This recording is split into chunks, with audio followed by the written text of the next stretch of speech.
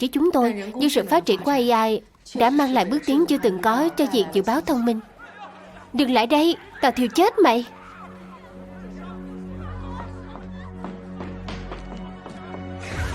Cút đi, đừng lại đây. Đừng ép tao, tránh ra. Lý Trường Ninh. Cô Nhan có chuyện gì thế? Trường Ninh. Khoa chúng ta. Đừng lại đây. Bình tĩnh đi. Trường Ninh. Trường Ninh, bình tĩnh lại, bình tĩnh lại. Cút đi. Nhanh, nhanh. Trường Ninh, em đang làm gì thế? Mau ném đi, em sẽ bị bỏng đấy. Đừng ép tao, đừng ép tao. Trường Ninh, em bình tĩnh lại được không? Mau ném đi, mau ném đi. Trường Ninh, Trường Ninh, em sẽ bị bỏng đấy. Trường Ninh, bình tĩnh lại được không? Có chuyện gì thì nói với cô, được không? Có yêu tinh đi theo em. Thiệu chết mày, thiệu chết mày. Đúng, cô là yêu tinh. Thiêu cô đi. Lại đây, cô Nhan. Đào, nhắm vào cô. Em không dám à? Lại đây. Trường Ninh, nhanh lên, ba gọi xe cấp cứu.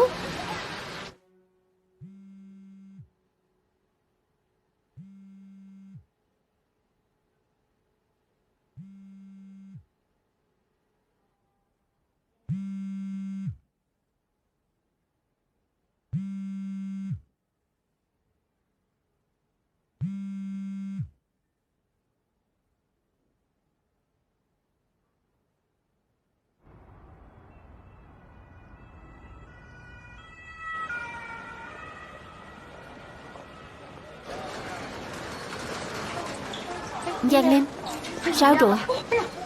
Cô bị thương à? Không sao, vết thương nhẹ thôi. Đúng là cô ngồi đi. Tôi không ngồi đâu. Nào nào, thuốc của cô này, chìa khóa xe. Cảm ơn. Đúng rồi, vừa tiêm thuốc an thần, vẫn chưa tỉnh. Họ nói sẽ có bác sĩ khoa tâm thần đến hội chẩn. Là cô bé bị quỷ, tư cách tham gia bảo vệ đó à?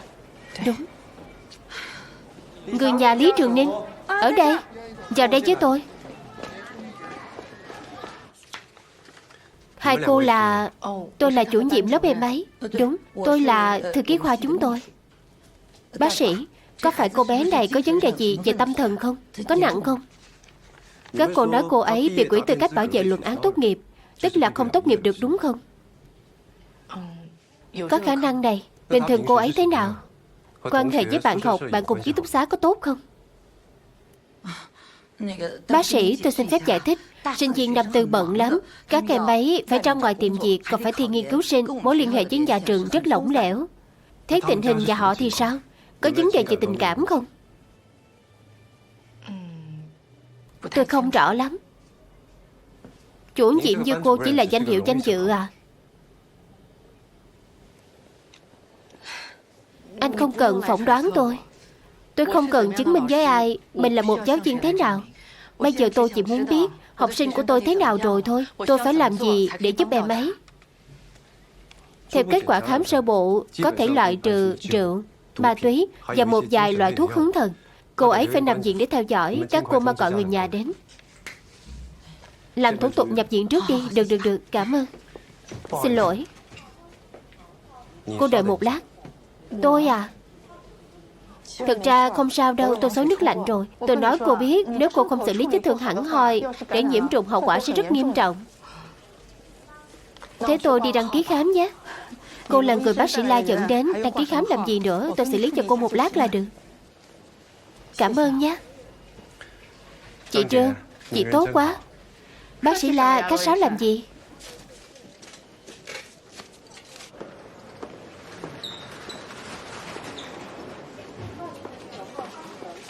Giang Linh, xử lý xong rồi à? Bác sĩ La này cũng khá tình ý đấy nhỉ? Tôi quên mất. Vừa nãy vừa quảng hốt vừa sợ hãi. Phải ăn một miếng sô-cô-la nhân rượu chứ. Cầm đi. Đừng để Gia Lạc biết. Quên đón Gia Lạc rồi.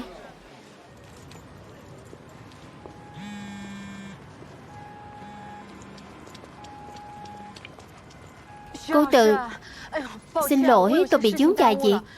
Bây giờ Gia Lạc Được bố nó đón rồi à? Được, được.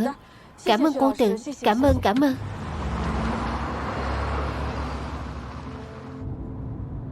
Xin chào. Số máy quý khách vừa gọi đã tắt máy. Vui lòng gọi lại sau. Xin chào. Số máy quý khách vừa gọi đã tắt máy. Vui lòng gọi lại sau.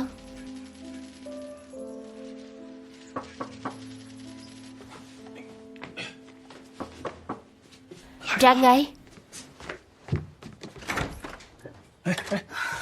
Xin lỗi, hôm nay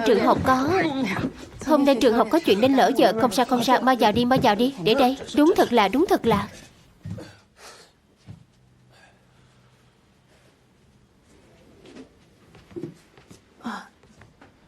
Gia Lạc đâu? Đang ngủ rồi. Tay cô làm sao thế? Bất cẩn bị xước da thôi. Anh đi gọi nó giúp tôi đi. Đừng muộn lắm rồi, để nó ngủ ở đây đi. Ngày mai tôi đưa nó đi. Hôm nay không phải cuối tuần. Anh gọi nó đi.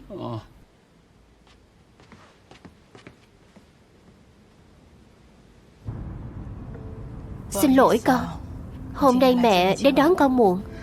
Không sao, có phải mới lần 1, lần 2 đâu. Thật ra mẹ bị rách tay thì không lo cho con cũng được. Cứ để con ở chỗ bố là được. Thôi đi. Hôm nay mẹ thấy dép lê rồi. Sau này có thể không tiện lắm. Mẹ nói chị Phương Phương à? Chị ấy không bận tâm đâu. Bọn con chơi với nhau hợp lắm. Con gặp rồi à? Sao lại không nói với mẹ? Nói với mẹ làm gì? Mẹ nói với con, hai người là bố mẹ con, nhưng không phải vợ chồng còn gì. Đúng rồi, mẹ nuôi với mẹ hẹn mấy giờ ngày mai đón con đi xem phim. Vẫn chưa hẹn được nữa. Mẹ không gọi được cho cô ấy. Lôi Lôi, mấy cậu hết pin sập nguồn à? Gia Lạc khỏi cậu suốt để con nói với mẹ nuôi. Con nói đi, mẹ nuôi, ngày mai đi xem phim. Mẹ đừng quên đón con đấy.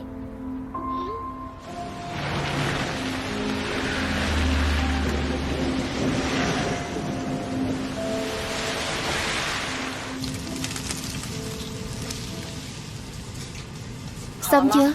Xong rồi, chúng ta mau ăn thôi. Xong quýt đến đây.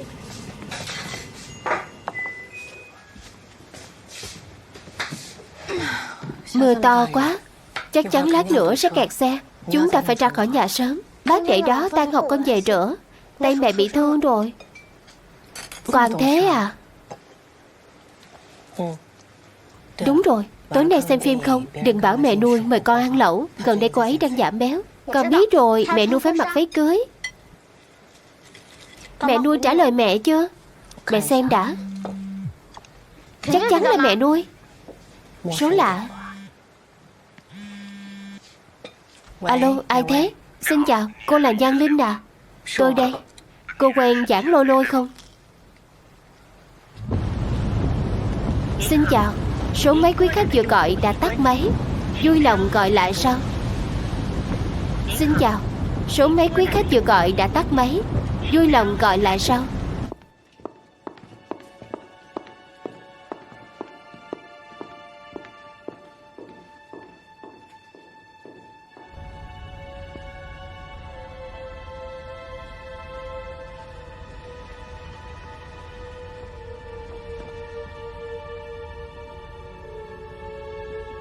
Có quen không?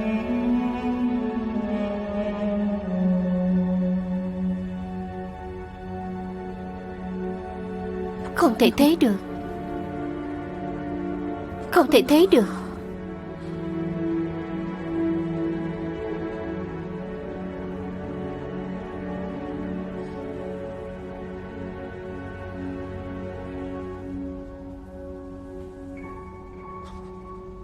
Theo hình ảnh camera giám sát trên đường, tối qua người chết đã lái xe đến ven sông.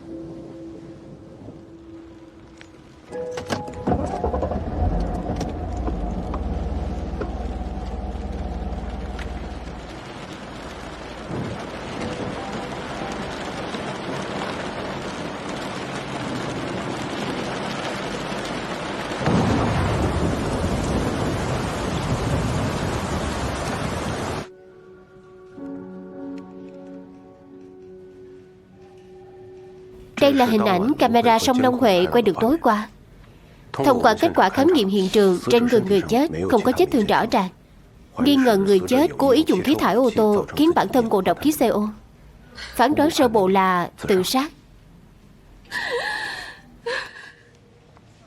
Lôi Lôi không tự sát được đâu. Cậu ấy không làm vậy đâu. Cậu ấy không thể bỏ mặc cô chú được. Hơn nữa cậu ấy sắp kết hôn rồi. Cậu ấy chuyện gì cũng đang tốt đẹp. Cậu ấy không có lý do để làm vậy. Cô Nhan, cô nói cô ấy sắp kết hôn. Chồng chưa cưới của cô ấy là tên là Hạ Diệt. Hai người họ quen nhau trong tiệc rượu của ngân hàng. Tình cảm của họ vẫn luôn rất tốt. Cô có số điện thoại của anh ta không? Không, tôi không có. Chắc chắn điện thoại của Lôi Lôi có.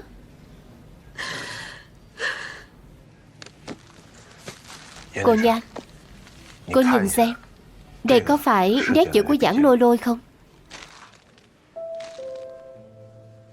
Bố, mẹ, xin lỗi, xin lỗi, xin lỗi. Con đã phạm phải một lỗi lầm lớn. Kiếp này không thể bù đắp lại. Con nợ bố mẹ rất nhiều, rất nhiều, rất nhiều. Kiếp sau con sẽ trả. Xin lỗi Gia Lạc, không thể trưởng thành cùng con nữa. Mẹ nuôi mãi mãi yêu con. Xin lỗi Nhan Linh, chắc chắn kiếp sau sẽ đi vòng quanh thế giới cùng cậu. Cậu nhớ, nhất định phải sống thật tốt, thật tốt thay mình. Cậu từng hứa với mình rồi mà.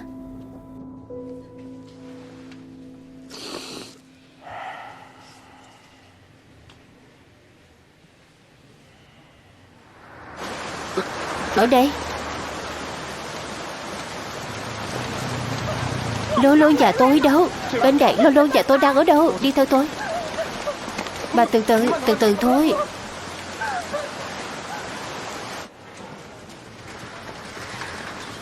Dì Phùng, hôm nay là phiền gì đi thăm Lý Trường Ninh giúp tôi. Tôi có việc gấp, không đi được. Không phải con cái, là chuyện khác. Được, tôi biết rồi, cảm ơn.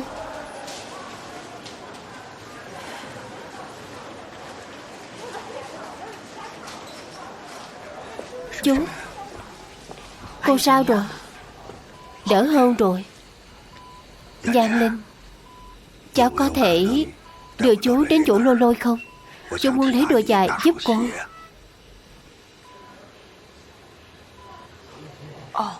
Được ạ.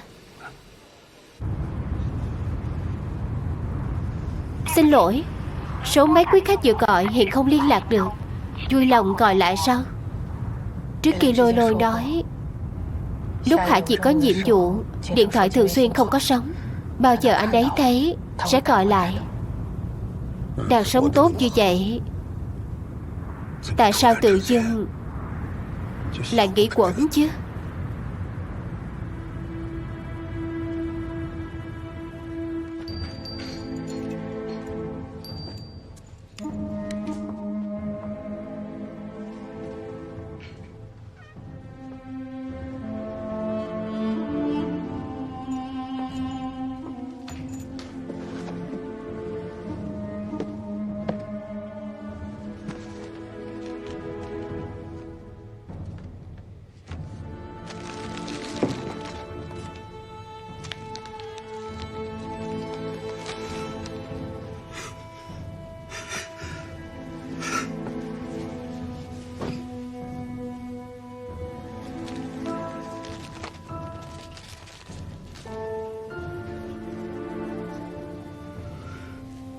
Tại sao chứ?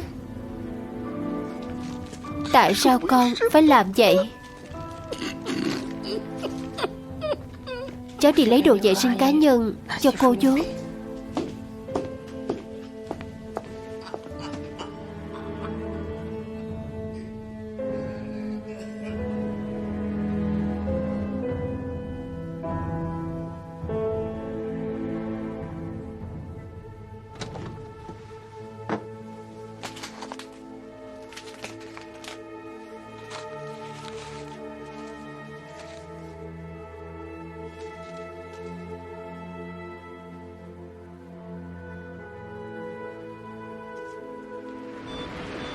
Trời lạnh thế này ngồi ăn lẩu không hơn à? Thích đến đây đúng không? Nhanh lên.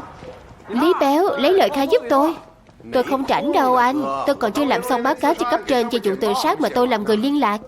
Cậu nhìn thịt trên người cậu đi. Nếu không chăm chỉ hơn, có vượt qua kiểm tra thể chất không? Thầy, tôi chỉ làm nội vụ thôi, đâu cần ra ngoài làm. Hôm qua tôi gặp vụ tự sát đó hoàn toàn là tình cờ. Đồng chí cảnh sát, trình báo. Trình báo. Chúng tôi muốn trình báo là thế này. Chúng tôi là cấp trên trực tiếp của Giảng Lôi Lôi ở ngân hàng thương mại Lễ Hải, chi nhánh Tân Giang. Tôi họ Trương, hồi chiều cảnh sát nói với chúng tôi Giảng Lôi Lôi gặp chuyện rồi. Đúng, cô ấy là khách quý của chúng tôi để tôi nói. Giảng Lôi Lôi luôn là quản lý tài chính cá nhân của tôi, vẫn luôn giúp tôi quản lý dòng tiền lưu động trong nước của tôi. Tôi vừa từ nước ngoài về.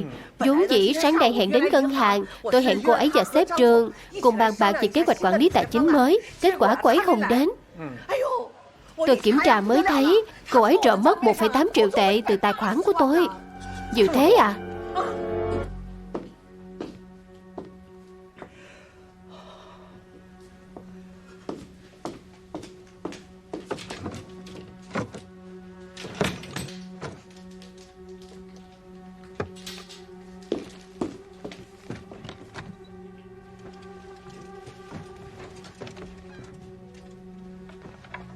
Sao thế, Giang Linh?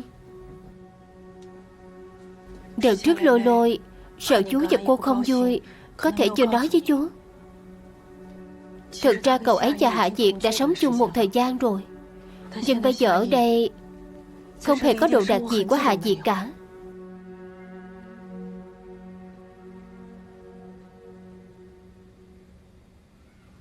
Thầy, chúng tôi trích xuất ra kênh ngân hàng của Giảng Lôi Lôi, theo dõi chi tiết dòng vốn.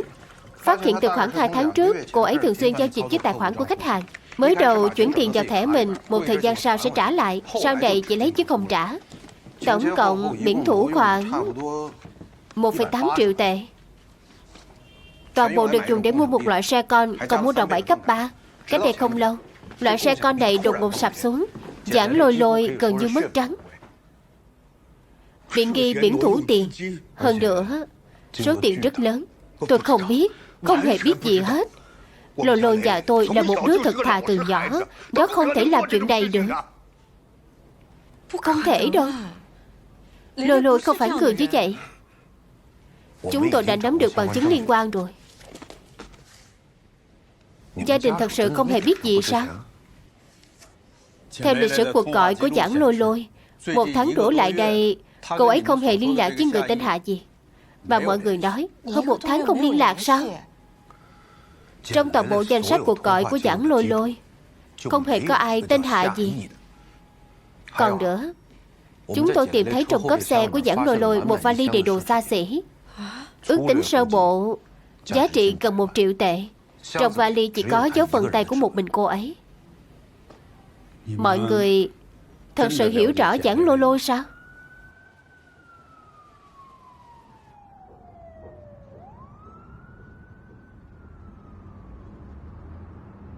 Cô Giảng còn chưa tan làm mà. Giờ tôi về đây. À đúng rồi, đừng quên cuộc hẹn với khách hàng 10 giờ sáng mai. Được, anh yên tâm.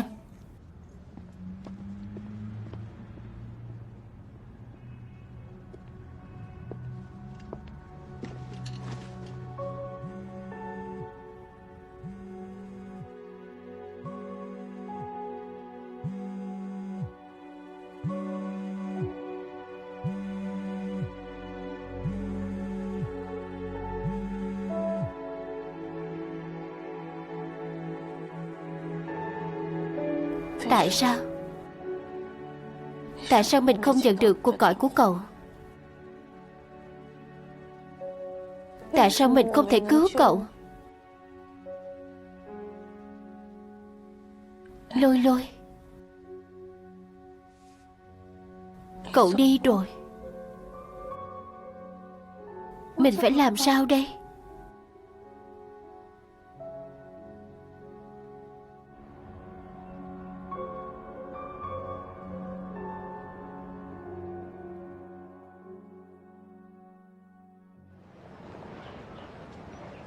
Mọi người ơi, ai hiểu không? Giảng viên đại học Thành Tinh tới trị sinh viên rồi.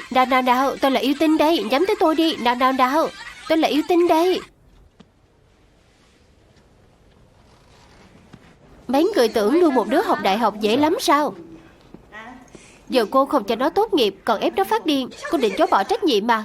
Tôi thừa nhận tôi chưa đủ quan tâm đủ đến sức khỏe tâm lý của Lý Trường Ninh, nhưng luận văn tốt nghiệp của em ấy tỷ lệ trùng lặp lên tới 40%. Nếu dẫn cho em ấy đủ điều kiện bảo vệ thì không công bằng đối với những sinh viên chăm chỉ viết luận văn. Tôi không hiểu mấy cái cô nói. Cô đã ép nó phát điên rồi, mấy người phải chịu trách nhiệm. Bình tĩnh đi, có gì từ từ nói được không? Nếu cứ cấp bằng cho em ấy như vậy, tôi tin khi bệnh tình ổn định, chính bản thân em ấy cũng sẽ thấy xấu hổ. Sau này nếu lại gặp vấn đề, chẳng lẽ vẫn có người bao che cho em ấy sao? Sao lại đánh người? Anh làm gì vậy? Có gì nói chuyện đàng hoàng, sao lại động tay động chân chứ? Đây là bệnh viện, không phải nơi gây sự. Gọi bảo vệ, bình tĩnh lại. Việc con bé thành ra thế này rồi, anh bình tĩnh đã. Đền tiền đi, bao đền tiền cho tôi đi. Cô nha, cô ép nó đến mức ngu cũng không ra ngu, đi cũng không ra đi. Cô phải đền mạng cho tôi. Được rồi, đi. Đi con bé đi, đừng đánh đấm mà. Sao còn chưa đền tiền? Chủ nhiệm Lâm, chuyện bằng tốt nghiệp này anh phải giải quyết cho chúng tôi. Nghe tôi nói đã được không?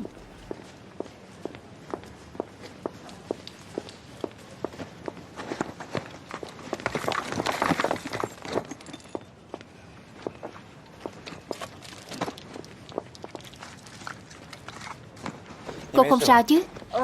Không sao.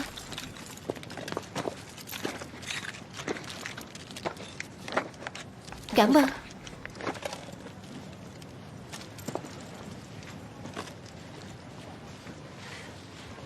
Chùm đá đi. Mặt sưng rồi. Tôi không cần, cảm ơn anh. Tôi mua riêng cho cô đấy. Đưa chìa khóa cho tôi được không? Tâm trạng cô hiện giờ không phù hợp lái xe, rất nguy hiểm. Cô định đi đâu? Nếu tiện đường tôi vừa tan làm có thể cho cô quá dài một đoạn. Không cần làm phiền anh, tôi tự đi được. Cô không đi được. Quá nguy hiểm. Có thể một bên tai của cô đã bị thương, sẽ ảnh hưởng đến khả năng giữ thăng bằng khi lái xe. Cô không nghĩ cho mình, cũng nên nghĩ cho người đi đường vô tội. Đi đâu? Tôi đến nhà hàng hải sản đường Thuận Bạch. Không tiện được, nhưng tôi đã gọi tài xế hộ cô rồi. Cảm ơn. Cảm ơn anh. Nhưng tôi nghĩ các bạn quy giá tiền thuê tài xế cũng phải trả tôi chứ. Xin lỗi. Xin lỗi.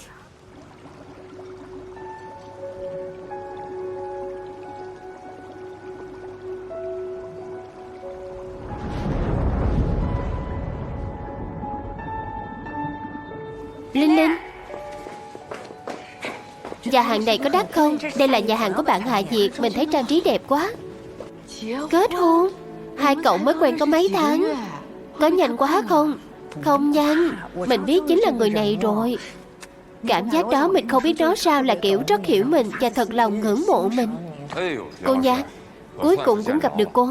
Lô lô cứ nhắc về cô mãi. Cô là thần tượng của em ấy đó.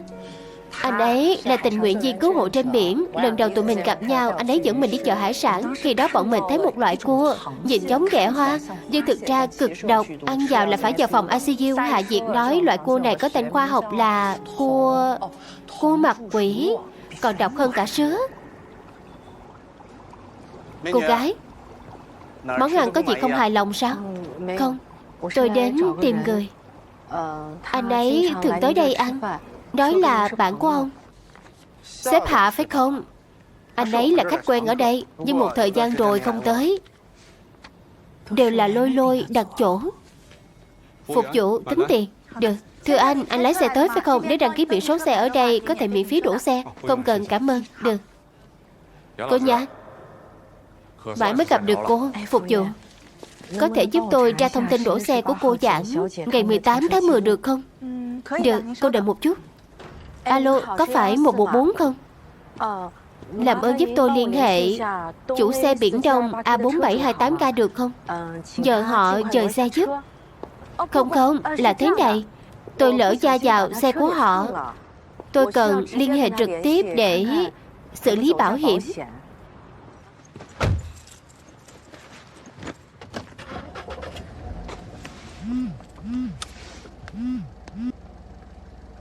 Hạ Diệt, công ty cho thuê xe.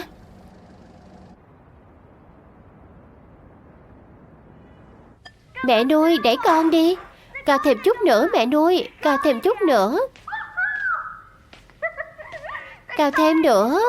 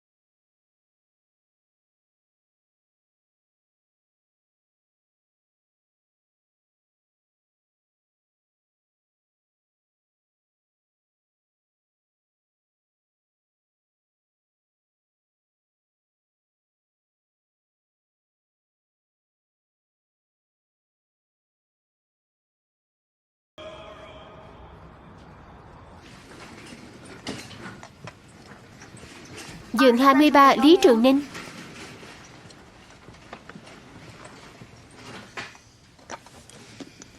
Đào, ăn xong rồi hãy ngủ.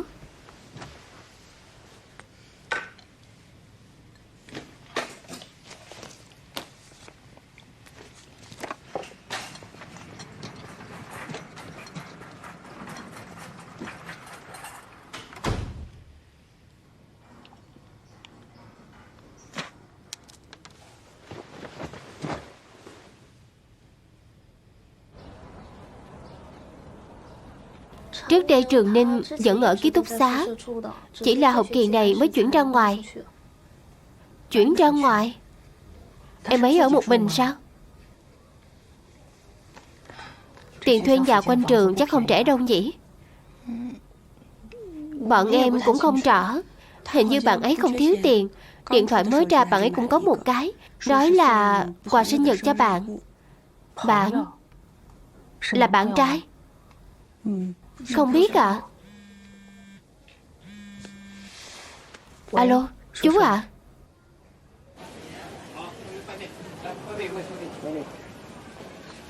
Mời vào.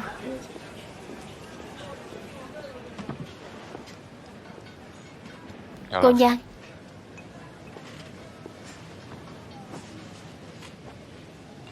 Lần trước tôi đi một hòn đảo ở Mân Châu, tham gia trại huấn luyện cứu hộ khép kín trên biển. Sau khi ra ngoài mới thấy chú và cảnh sát gọi cho tôi nhiều cuộc như vậy. Rốt cuộc với anh và Lôi Lôi đã xảy ra chuyện gì? Khoảng 1 tháng trước, hai chúng tôi cãi nhau một trận rất to, thêm 500.000 tệ nữa à? Nếu anh không tiện thì ít hơn cũng được. Vẫn là cái trò xe con đó hả? Trước giờ chúng ta đã đổ vào rất nhiều tiền rồi, không thể tiếp tục đổ hết vào đấy mãi được. Ý anh là Lôi Lôi đã mượn tiền anh nhiều lần rồi à? Đúng. Vừa rồi Hạ Diệt cho chú xem lịch sử chuyển tiền cho Lôi Lôi. Ban đầu là 10.000, 20.000 tệ, sau đó càng ngày càng nhiều, 50.000, 80.000, 100.000 tệ. Và anh làm ăn lớn. Mấy đồng lẻ của tôi đúng là không lọt vào mắt anh. Nhưng anh cũng đâu đến mức coi thường tôi thế. Sao em lại nghĩ vậy? Chính thái độ của anh khiến tôi nghĩ vậy. Hạ Diệt, giảng Lôi Lôi này sống không cần dựa vào đàn ông. Nếu anh nghĩ tôi vì tiền của anh thì bây giờ anh cút đi. Tôi và Lôi Lôi sắp kết hôn rồi. Thực ra với tôi không phải chuyện 80 hay 100.000 tệ. Chủ yếu là Lôi Lôi. Cô ấy thật sự đã bị ám ảnh rồi. Vốn chỉ tôi định dừng lúc tôi đi vắng, tạm thời tách nhau ra để cả hai bình tĩnh. Nếu biết như vậy tôi nên cho cô ấy mượn tiền mới đúng. Hạ Diệt, số tiền cháu chuyển cho Lôi Lôi, chú với cô sẽ trả lại cháu. Không phải đâu chú, cháu không có ý đó. Khi Lôi Lôi ở bên anh, cô ấy có dùng đồ xa xỉ không? Có. Vậy tại sao tôi chưa từng thấy vậy? Có lẽ cô ấy không muốn cho cô biết. Mọi người thực sự hiểu rõ giảng Lôi Lôi sao? Chú à, Cô vốn với giữ gìn sức khỏe, đừng đau buồn quá. Có việc gì chú cứ gọi cho cháu. Cảm ơn cháu. Cảm ơn. Chú phải về bệnh viện. Chắc cô nóng ruột rồi.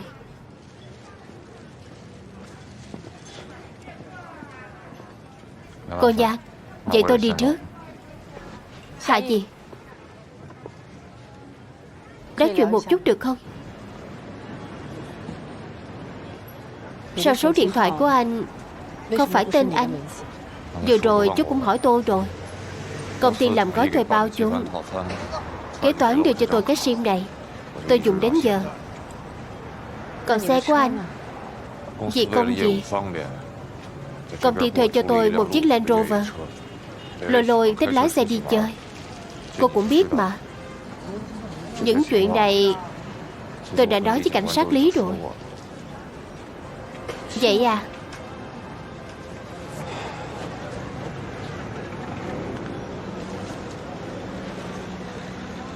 Cảnh sát Lý, chào anh. Tôi là Hạ Gì. Đúng, tôi đã gặp gia đình Lôi Lôi rồi. Tôi nói rõ rồi.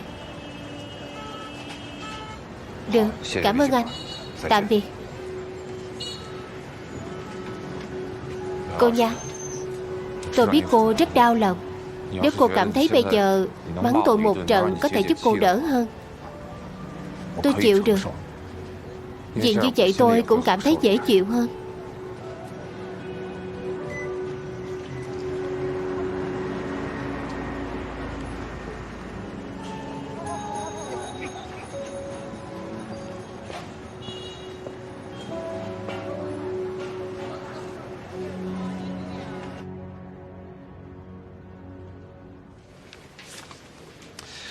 Bệnh nhân này có tính kháng thuốc nhất định, có thể phải làm sốc điện. Nhưng gia đình bệnh nhân có vẻ khá phản đối. Không sao, để tôi đi nói chuyện với họ. Nhắc bác sĩ phụ trách giảm liều chloromazine. Thuốc này ảnh hưởng hệ tim mạch. Được.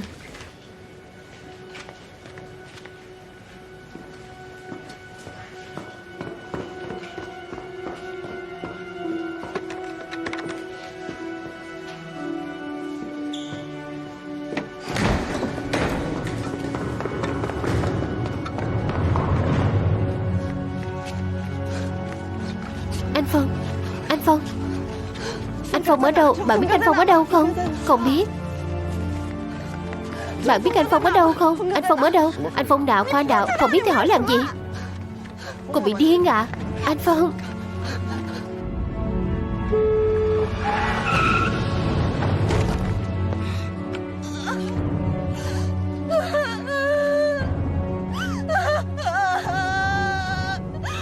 Em có thể chết vì anh mà. Anh Phong. Em cũng có thể chết vì anh mà. Em xin lỗi cô. Hôm nay em đến thăm Ninh Ninh. Bạn ấy cứ cầu xin em, nói chỉ ra ngoài một lát thôi. Bạn ấy còn nói bạn ấy không sao, chỉ giả vờ để lấy bằng tốt nghiệp, hù dọa nhà trường thôi. Cái người họ Phong gì đó là ai? Là bạn trai của Ninh Ninh, tên là Từ Phong, học đại học tài chính. Nhưng hình như gần đây họ đang cãi nhau. Chuyện lớn như vậy mà em không báo trường. Em nghĩ là đang giúp bạn ấy sao? Em đang hại bạn ấy đấy. Tôi đã nói rồi, con gái học nhiều làm gì. Giờ lại dính dáng với đàn ông, thành ra điên điên khùng khùng. Mất hết cả mặt nó nhỏ thôi, có bỏ ra không thì bảo buông ra. Chuyện gì vậy? Giang Linh, cô được minh oan rồi. Thực ra Lý Trường Ninh không bệnh tật gì hết. Bác sĩ La, Lý Trường Ninh sao rồi? Hiện tại cô ấy đang trong trạng thái khủng hoảng. Những gì cô ấy nói không thể tin hoàn toàn. Xin lỗi, xin nhường đường. Bác sĩ La, để tôi xem. Sao cha mạnh thế này? Không cần, liền đi. Ra ngoài trước đi.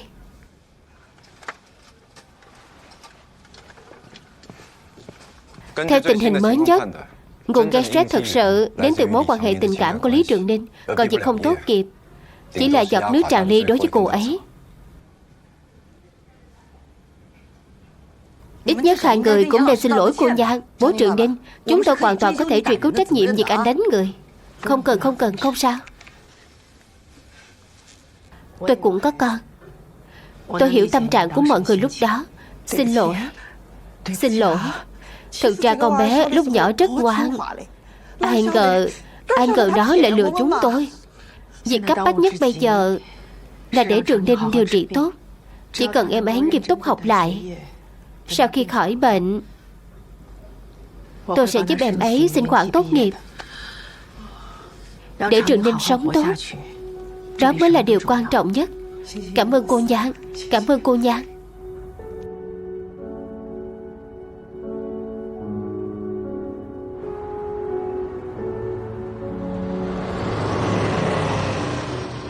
Giang Linh, cảnh sát nói đã kết án rồi. Ngày mai có thể đi đón Lôi Lôi. Họ nói dù có nghi ngờ phạm tội, theo quy định pháp luật, nếu nghi phạm đã chết sẽ không truy cứu trách nhiệm hình sự. Mình quyết định rồi, hoa cưới sẽ chọn tulip. Đến lúc đó cậu nhớ bắt lấy nhé.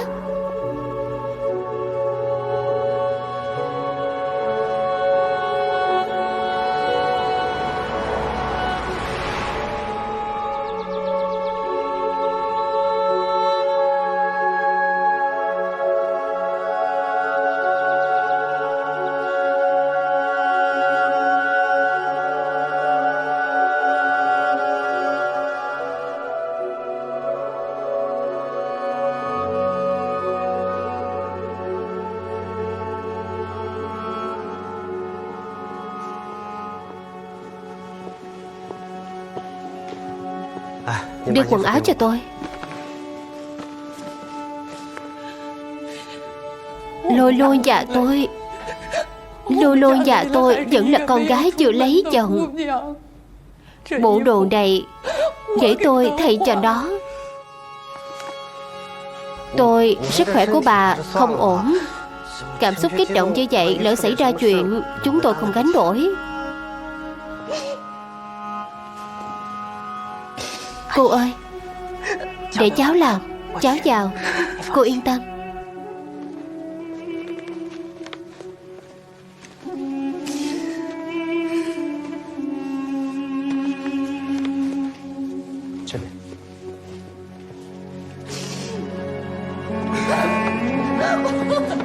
Tôi muốn dịch đó thêm một lần. Tôi muốn dịch con gái tôi thêm một lần.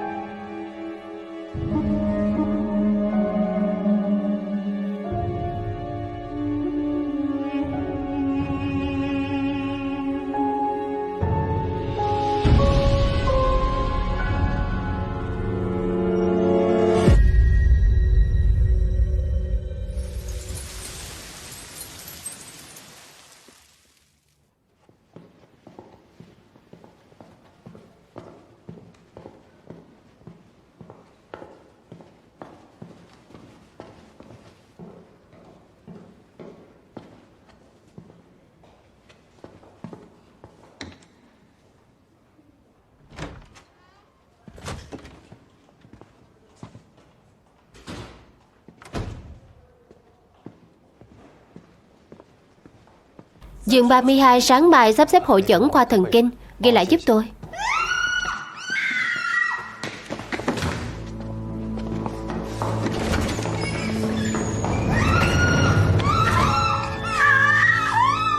Trong chuyện cô ấy, Lý Trường Ninh bình tĩnh lại.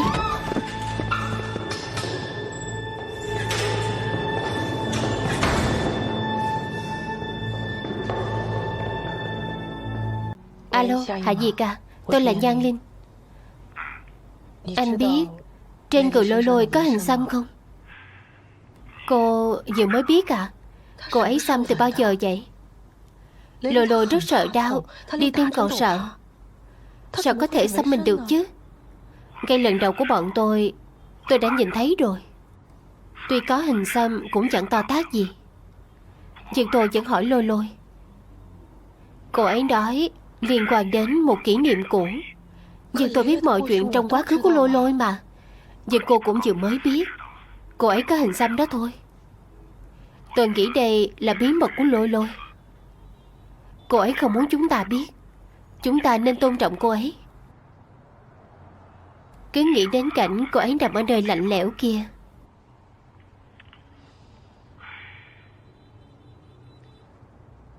Hôm nay kết án với kết luận tự sát rồi.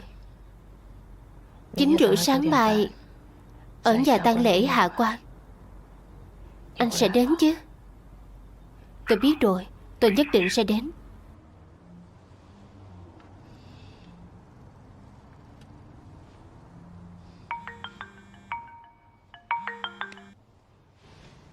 Alo, cô Từ à?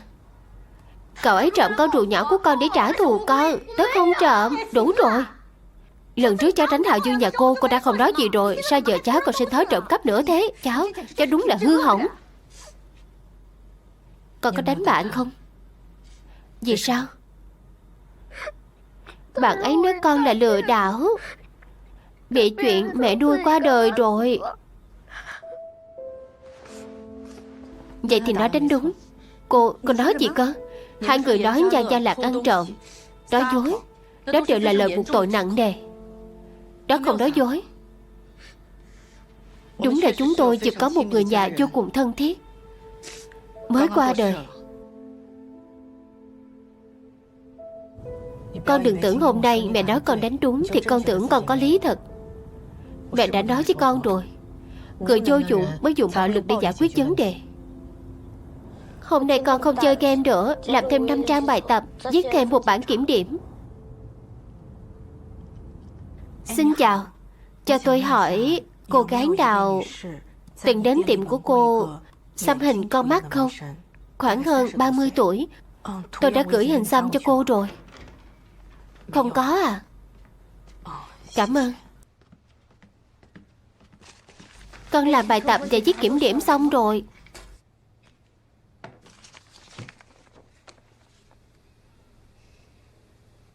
Có phải mẹ nuôi làm rất nhiều chuyện xấu, còn trộm rất nhiều tiền của người khác nhưng không trả, nên mới sợ tội tự sát không mà?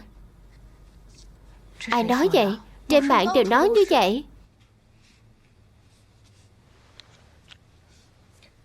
Đến bây giờ mẹ vẫn chưa rõ những chuyện mẹ nuôi con làm. Đến khi mẹ biết, mẹ nhất định sẽ nói với con, được không? Vậy nếu mẹ nuôi làm chuyện xấu thật thì sao ạ?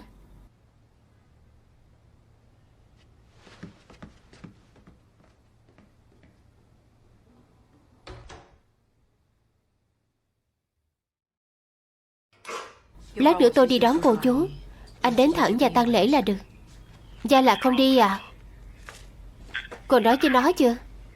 Tôi sợ nó buồn nên không nói với nó. Đừng để nó đi thì hơn.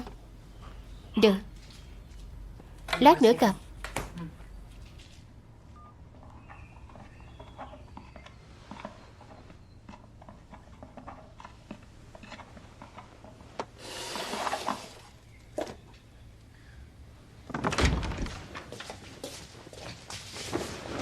Dậy đi. Ra phòng khách.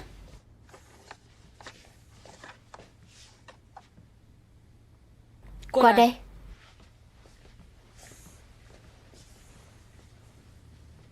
Giang Gia Lạc, Con biết mẹ giận chuyện gì nhất không?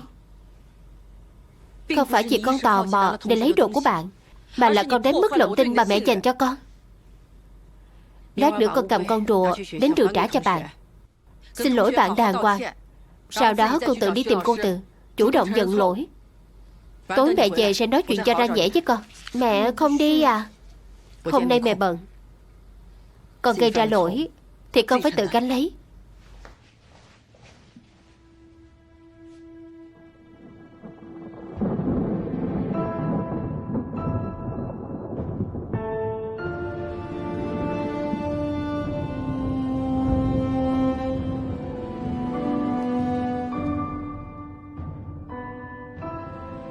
Có cảm giác cô chú già hẳn đi sau một đêm. Còn cả Hà Việt nữa, nhìn thấy tội.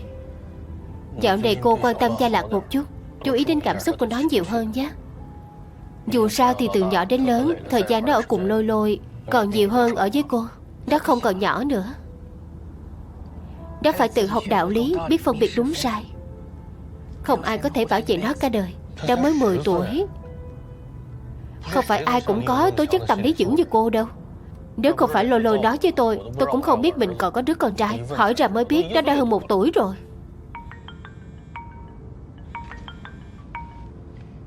Cô Từ à, chào mẹ Gia Lạc.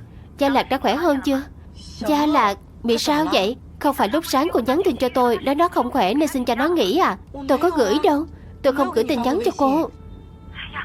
Thế thằng bé đi đâu rồi? Nó không đến trường. Nó không đến trường.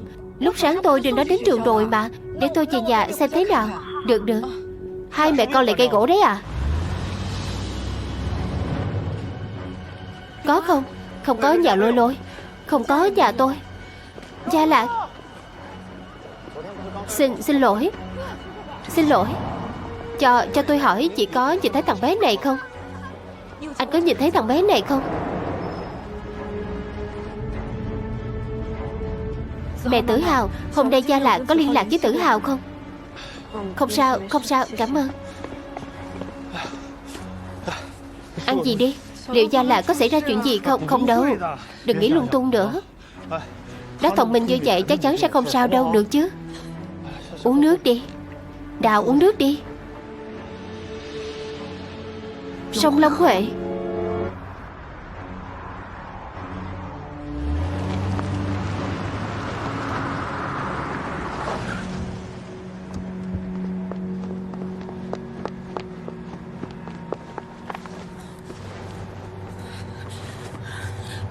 Ai cho con bỏ nhà đi hả? Mẹ đã dặn con rồi, không bao giờ được làm như thế. Thôi đi, tìm thấy là tốt rồi, đánh nó làm gì? Cả con nữa còn làm bố mẹ sợ chết khiếp rồi đấy. Con xin lỗi đi. Xin lỗi mẹ có tác dụng gì? Ăn trộm, nói dối, trốn học. Con nhìn con bây giờ xem, con trở nên như thế nào rồi. Sau này dù xảy ra chuyện gì cũng không được làm như vậy nữa. Con biết chưa? Hôm nay bố mẹ làm đám tang cho mẹ nuôi, đúng không? Lúc sáng mẹ mặc đồ đen, bây giờ bố con cũng mặc đồ đen.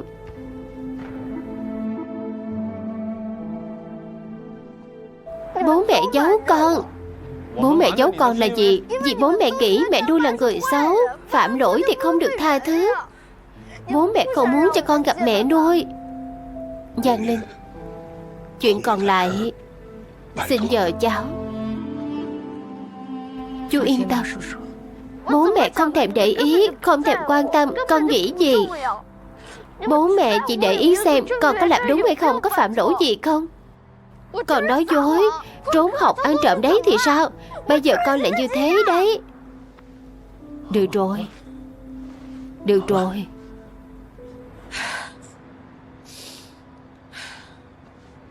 Được rồi mà. Lên xe với mẹ về nhà. Giang Linh, tối nay cô cho nó ở chỗ tôi đi.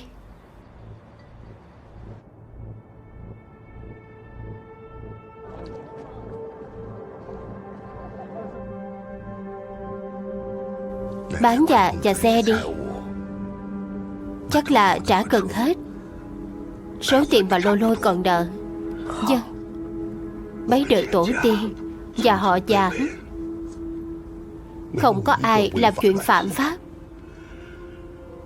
Cô chú không muốn quay về đó nữa, khỏi phải đau lòng. Nếu cậu không đỡ thì giữ nó lại. Mình qua thời gian thử việc rồi, lương hàng năm còn tăng thêm. Cậu không cần lo, cứ tập trung học đi.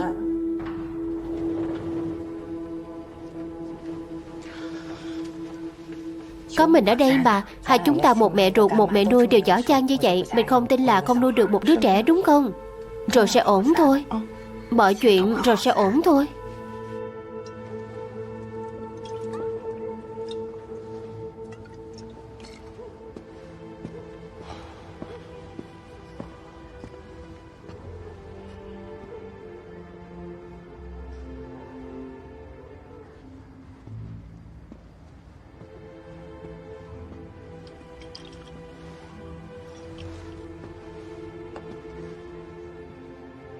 Cô Nhan,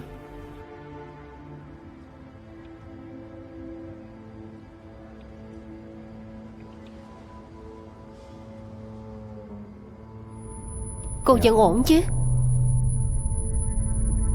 Tôi không sao.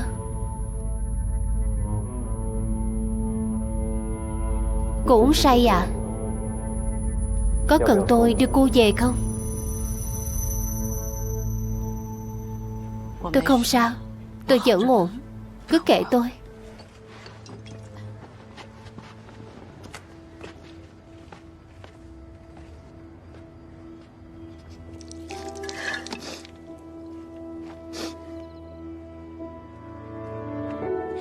Mình không sao. Mình vẫn ổn.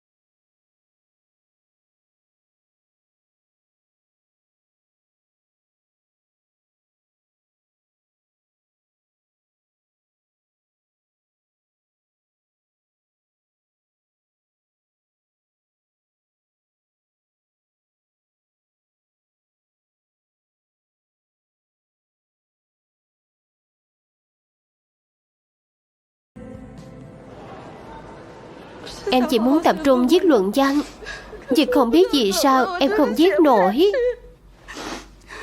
Nhưng mà anh Phong nói nếu em không tốt nghiệp được, em càng không xứng với nhà anh ấy. Em không lấy được bằng tốt nghiệp, bố em sẽ đánh chết em mất. Có thể viết lại luận văn, chờ em khỏi bệnh, cô sẽ đồng hành với em. Chắc chắn có thể tốt nghiệp. Đừng khóc nữa, không sao. Thật ra khóc ra được cũng tốt. Mẹ cháu định đi lấy cơm ở nhà ăn, không về ngay đâu. Muốn khóc thì cứ khóc cho thỏa đi. Cô Nhan,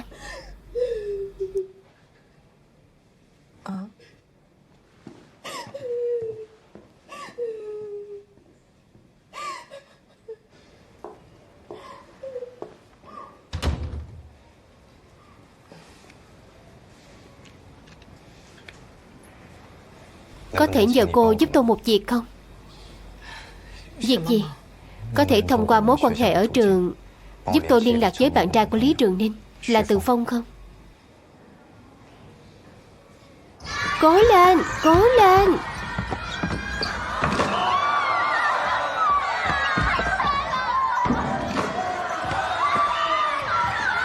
Cố lên.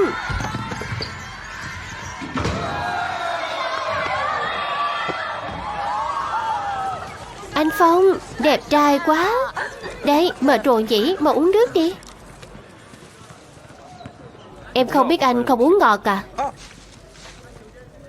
Tất cả đây đều ướp lạnh.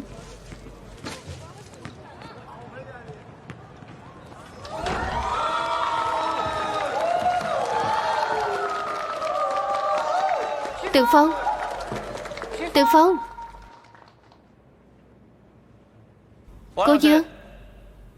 Em không biết gì cả. Em và Lý Trường Ninh chia tay rồi. Nếu em còn quan tâm cô ấy thì bạn gái em sẽ chửi em là đồ tồi mất. Sau khi xảy ra chuyện, chúng tôi cũng đã tìm Từ Phong tìm hiểu tình hình. Quả thật chỉ đơn thuần là mâu thuẫn trong tình cảm. Xảy ra chuyện như vậy, chúng tôi cũng rất lấy làm tiếc. Khi em và Lý Trường Ninh đang hẹn hò, em đã có bạn gái mới rồi, đúng không? Cô có ý gì vậy? Anh Phong đã chia tay cô ta lâu rồi. Tại cô ta mặc vậy cứ bám lấy anh Phong, đúng không? Em học sinh này ở khoa anh Đào vậy, không phải trường các cô không quản được. Có thể thấy hai cháu rất yêu nhau. Nếu cháu tin tưởng tình cảm của hai đứa như vậy, có thể nói cho tôi biết vì sao nửa đêm lại lén chạy đến bệnh viện thăm Lý Trường Ninh không? Em không đi.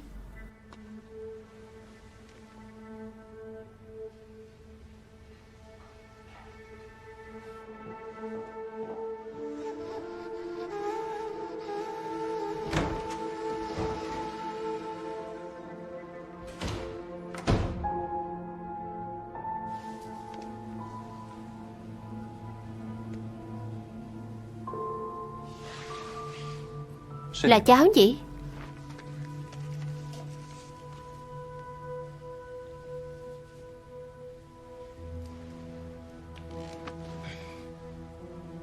Lý Trường Ninh điên rồi, nhập viện rồi. Bạn gái em đi thăm cô ta còn có thể là gì nữa? Như vậy còn cần giải thích sao ạ? Bởi vì cô ấy tốt bụng, đúng không?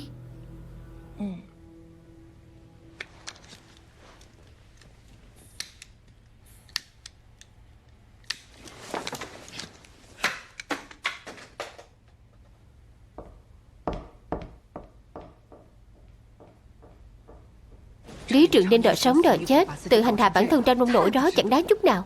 Cậu nhóc đó vừa nhìn đã biết chỉ trêu đùa mấy cô gái này. Đối với cô bé thì đây là tình yêu khắc cốt ghi tâm. Mất đi rồi tất nhiên là đau đớn. Tình yêu khắc cốt ghi tâm gì cũng không đáng để làm như vậy. Như vậy chỉ khiến đối phương càng coi thường thôi. Cô nha, sở chỉ tôi nhờ cô giúp, không chỉ vì cô là giáo viên của cô bé, mà vì hai người đều là nữ giới. Tôi nghĩ cô sẽ hiểu cô bé, càng thông cảm cho cô bé, chứ không phải phê bình cô bé như bây giờ. Cô là con cưng của trời, nhưng cô từng xem thử cuộc đời Lý Trường Ninh ra sao chưa? Bố mẹ nuôi cô bé học đại học, nhưng chắc cô cũng nhận ra được trong đó có bao nhiêu bất mãn không vui. Có thể từ nhỏ cô bé không được coi trọng, sau khi có em trai lại càng bị gạt sang một bên. Mà đúng lúc đó có một chàng trai xuất hiện, đó yêu cô bé. Đó cô bé là cô gái đẹp nhất, quan trọng nhất với cậu ta. Cô biết đối với Lý Trường Ninh điều đó có ý nghĩa gì không? Chính vì có tuổi thơ và gia đình bất hạnh, chẳng phải nên càng tự lập hơn sao? Nhưng cô bé mới 20 tuổi. Cho dù là cô Nhan, chẳng phải cũng có lúc một mình uống say rồi khóc nức nở trong ngõ sao? Lúc cô bằng tuổi cô bé, lẽ nào cô chưa từng vì yêu mà mất lý trí điên cuồng một lần sao? Anh không cần thăm dò quá khứ của tôi. Anh yên tâm, cái danh chủ nhiệm lớp của tôi không phải chị Đế Trưng. Em ấy là học sinh của tôi. Tôi sẽ chịu trách nhiệm với em ấy đến cùng. Sau này qua việc điều trị, những chuyện khác không cần phiền anh. Tôi...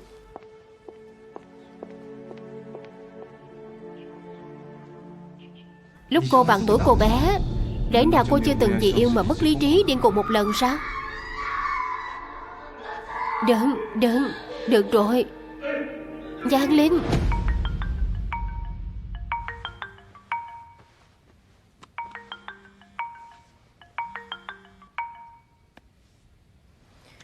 Alo. Cái gì? Lùi lại.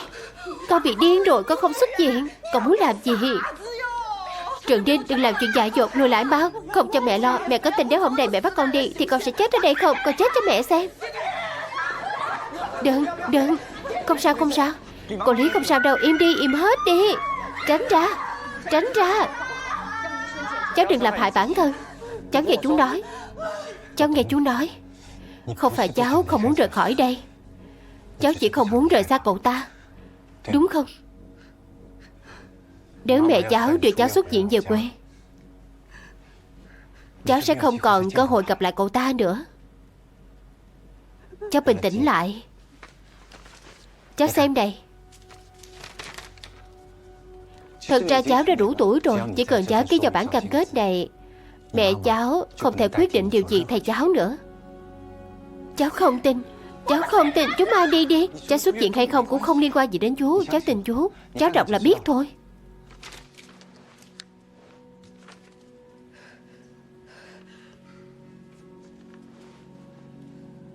Cho dù là cô Nhan hay già Trường cũng không thể đưa ra bất cứ quyết định gì thay cháu được. Cháu xem là biết.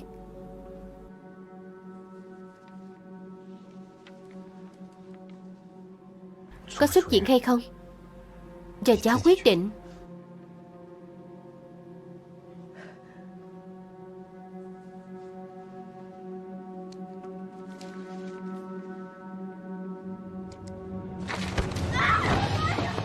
Nắm lấy cô ấy. Các người lừa tôi. Tại sao hả? Bình tĩnh đi Trường Ninh. Nhẹ nhàng thôi, nhẹ nhàng thôi. Không sao, không sao. Không sao Trường Ninh. Không sao, không sao. Chuẩn bị giường bệnh đi. Không sao cả rồi. Cô Nhan, cô nói tôi biết đi. Rốt cuộc thằng đó là thằng nào, để tôi đi xin đó buông tha cho con gái tôi. Cô Nhan, cảm ơn.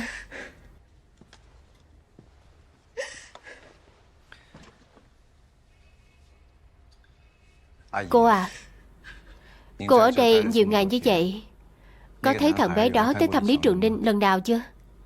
Cô nghĩ người không chịu buông tay là thằng bé đó hay là Trường Ninh?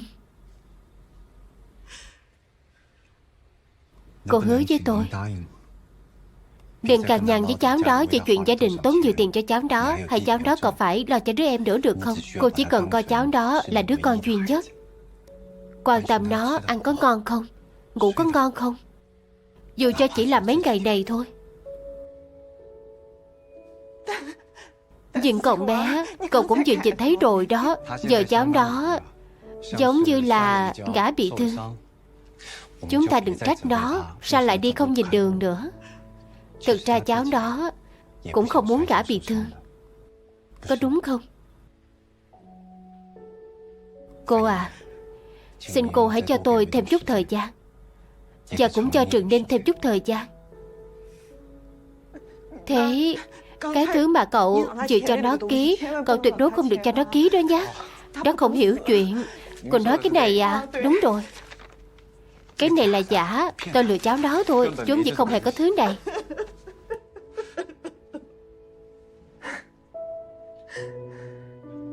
Hôm nay người bệnh quậy phá cũng may mà có anh. Rốt cuộc cô ấy bị làm sao vậy mà ở đây lâu vậy chứ không thấy khá lên? Kiên nhẫn một chút, chịu đúng bệnh là được. Bác sĩ La. Cô Nhan, tôi đi trước nhé, tạm biệt. Cô đang đợi tôi à? Bác sĩ La, may mà hôm nay có anh, chứ không biết sẽ xảy ra chuyện gì nữa. Cô không cần khách sáo. Chuyện lần trước là tại tôi không kiểm soát tốt cảm xúc của mình. Tôi xin lỗi anh. Lần trước thì hôm qua gặp Từ Phong xong. Đùa thôi. Thực ra tôi vẫn nhớ. Đột nhiên tôi không kiềm chế được cảm xúc, là vì tối hôm đó để anh nhìn thấy bộ dạng tệ hại của tôi. Sau đó lại nghe anh nhắc tên, nên có chút ngại ngùng. Thực ra cô không cần phải ngại. Đôi khi không kiềm chế được cảm xúc cũng là một cơ chế bảo vệ rất tốt. Cô không kìm nén được, chứng tỏ môi trường xung quanh an toàn với cô. Xét từ khía cạnh này thì tôi thấy rất vinh hạnh vì đã khiến cô có cảm giác an toàn. Bác sĩ La, gần đây tôi và con trai gặp một vài vấn đề. Tôi muốn hỏi ý kiến anh. Không thành vấn đề.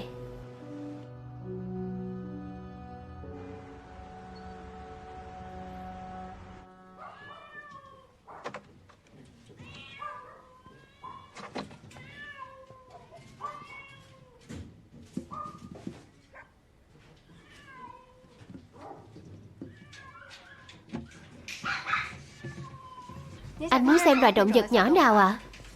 Xem đại thôi. Vâng.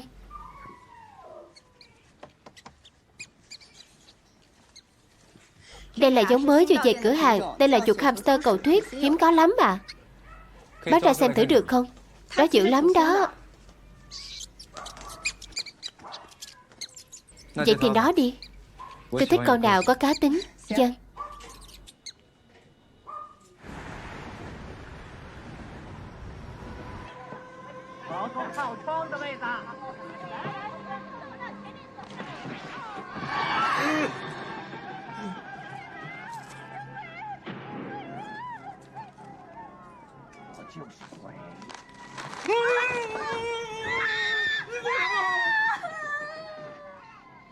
Con làm gì vậy? Lấy ít đồ ăn vặt cả. Em đến đúng lúc lắm, Lạc. Em lại đây đi, đừng làm bài tập nữa. Xem phim cùng chị đi, hay lắm luôn. Còn đích xem sẽ gặp ác mộng đấy. Cậu muốn uống coca à? Cậu uống nửa chai thôi. Em thích thì uống hết đi, ba chị lại mua thêm. Uống nhiều không tốt cho răng. Đây là lời của một đứa con nít nói ra sao? Sao em lại già dặn, chín chắn điềm đạm hơn cả bố em vậy? Con đi làm bài tập đây. Còn làm nữa à? Em làm 2 tiếng rồi vẫn chưa làm xong mà. Trường em biến thái quá rồi. Vì thế, dỡ bài tập mẹ nói để lại cho nó. Đến đây. Xin lỗi, chị không báo anh biết.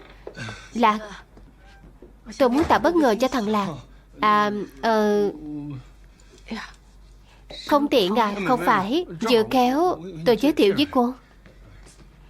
Chào chị, tôi là bạn gái của anh Lư. Tôi tên là Phương Phương.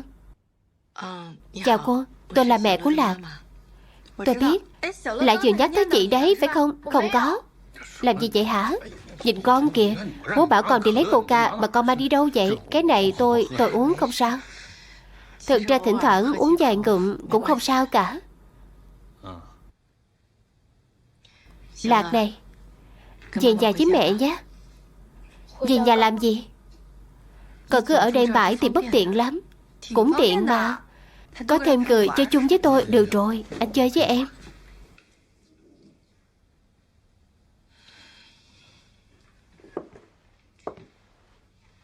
Về nhà với mẹ. Mẹ muốn nói chuyện đàng hoàng với con. Sao con phải về nhà với mẹ? Mẹ chỉ muốn dạy dỗ con thôi. Nói chuyện với con á. Con không muốn nói chuyện với mẹ. Mẹ không có ý đó. Lạc, mẹ muốn nói chuyện tử tế với con mà. Lạc, Giang gia Lạc, con có thái độ gì vậy hả? Con đít con nôi toàn vậy cả. Hay là chị chờ trong còn một lát, chờ thằng bé nguôi giận đã. Hay là để nó bình tĩnh lại đã. Ba rồi hẳn đói.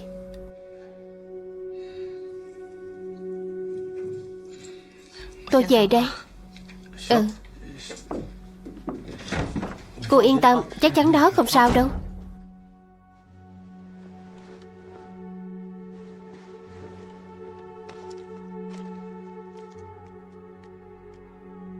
Tôi nói với đồng nghiệp con trai tôi học lớp 4 rồi, mà họ cứ nghĩ tôi lừa họ để tranh phúc lợi nhân viên cơ.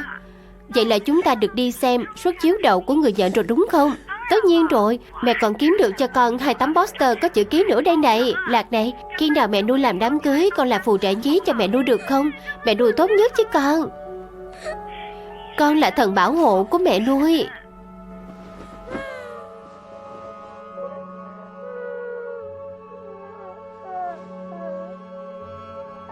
Bố mẹ không thèm để ý, không thèm quan tâm. Con nghĩ gì? Bố mẹ chỉ để ý xem con có làm đúng hay không, có phạm lỗi hay không thôi. Mẹ chỉ muốn dạy dỗ con thôi. Con không muốn nói chuyện với mẹ.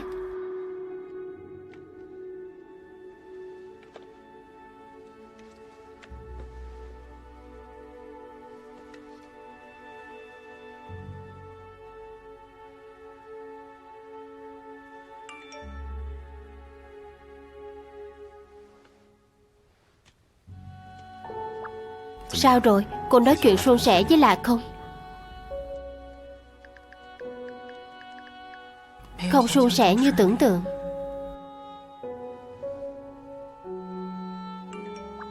Sự kiên nhẫn rất quan trọng.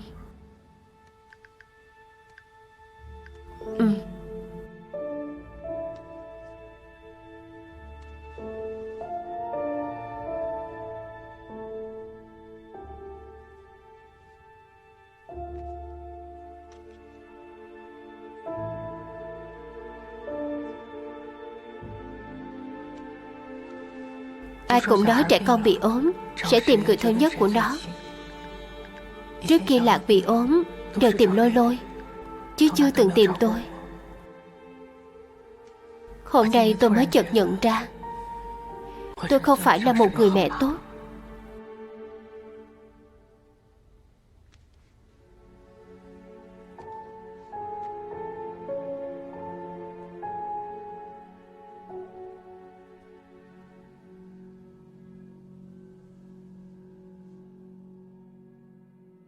Hiện giờ chúng ta đã hiểu rõ nguyên nhân và diễn biến về việc phát bệnh của Lý Trường Ninh đều là do vấn đề tình cảm gây ra.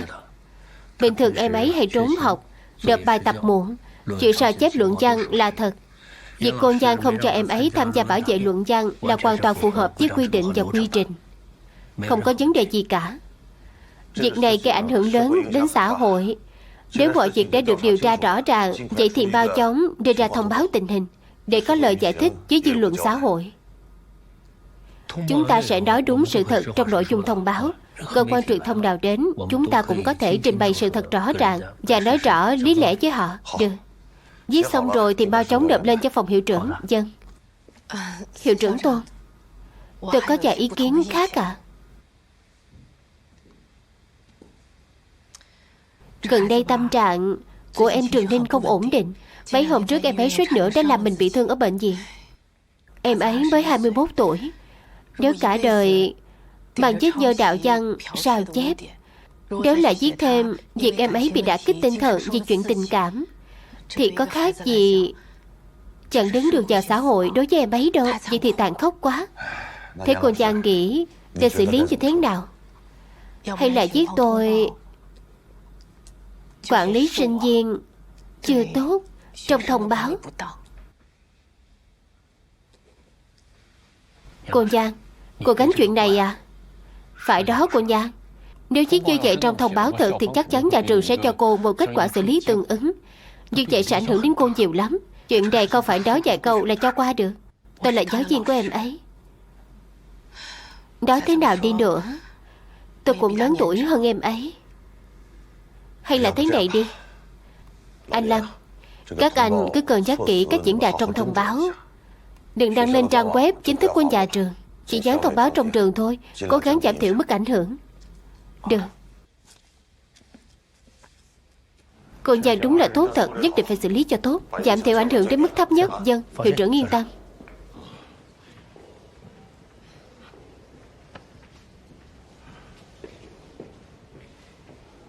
Đi thôi, cùng tới nhà ăn nào. Tôi mời cô. Hôm nay tôi mang theo cơm rồi.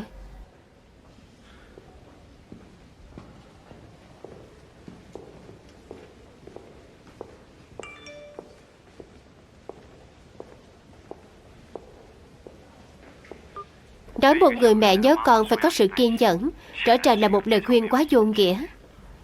Nếu cô tin tưởng và cho phép, có thể tôi có thể nói chuyện với con trai cô.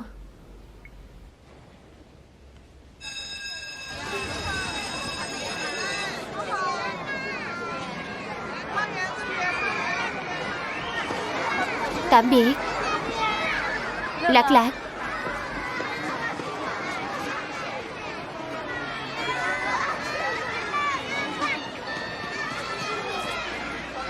Nào.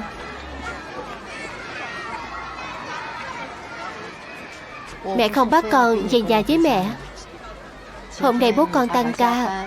Bố bảo mẹ đón con về văn phòng mẹ làm bài tập trước. Lát nữa mẹ đưa con về đó, được không? Nào.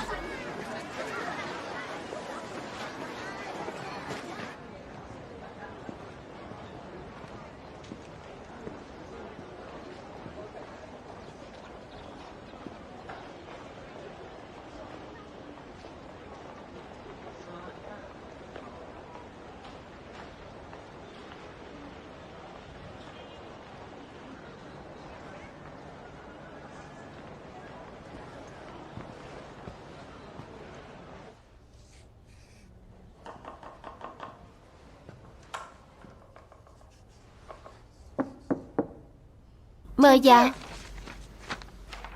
Xin chào. Chú tới tìm cô Giang Linh. Cô đi hướng dẫn sinh viên làm luận văn sắp về rồi đó ạ. Thế chú ở đây đợi cô ấy.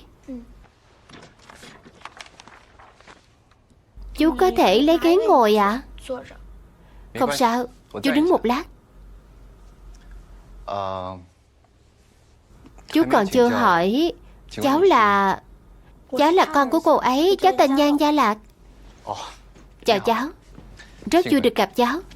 Chú tên La Lương, là bác sĩ chữa trị chính cho một sinh viên bị ốm của cô ấy. Chị ấy bị ốm có liên quan tới mẹ cháu thật sao?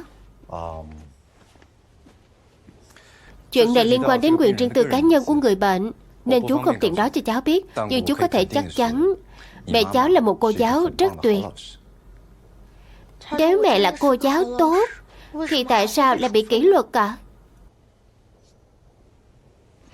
Vậy mẹ cháu là người như thế nào? Ở trong mắt cháu và bố cháu thấy mẹ cháu thế nào không quan trọng. Bố đã có bạn gái rồi. Vậy còn cháu thì sao? Cháu nghĩ sao về mẹ mình?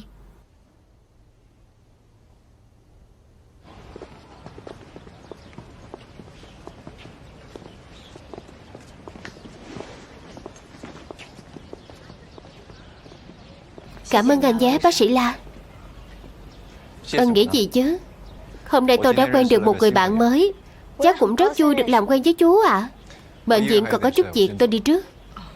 Tạm biệt bác sĩ La. Tạm biệt. Hai mẹ con từ từ nói chuyện.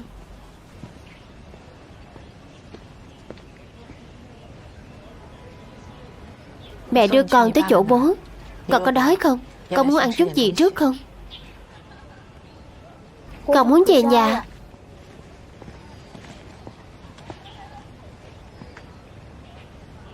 Con đói. Con muốn về nhà mình.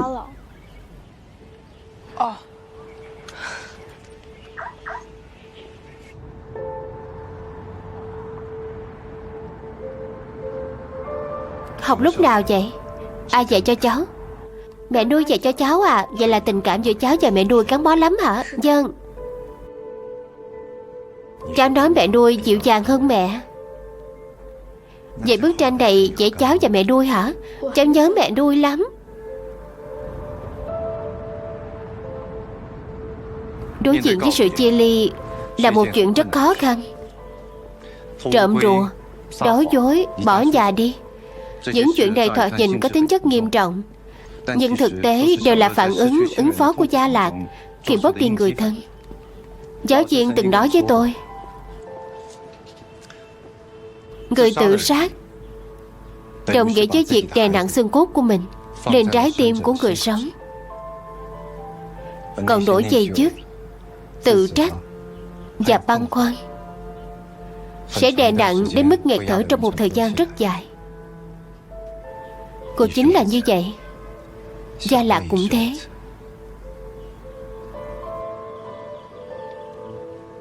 Đừng lo chuyện khác, ổn định tâm trạng lại đã. Trước đây còn có Lôi Lôi, giờ Gia Lạc chỉ còn mình cô thôi.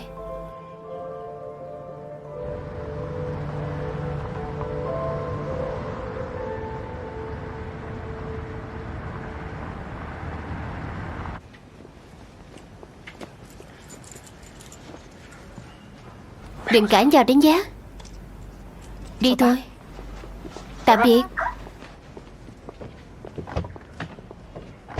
Lái chậm thôi.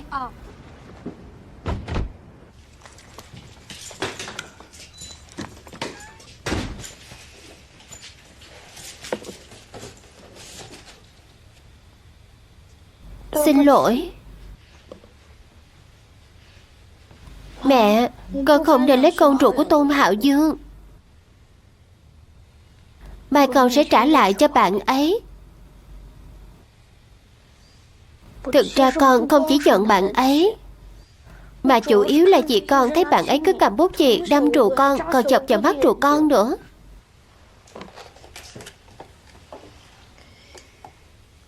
Thế thì chúng ta không trả lại nữa.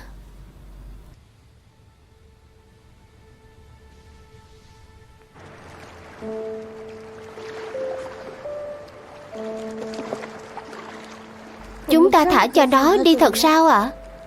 Việc gì cũng không quan trọng bằng tính mạng.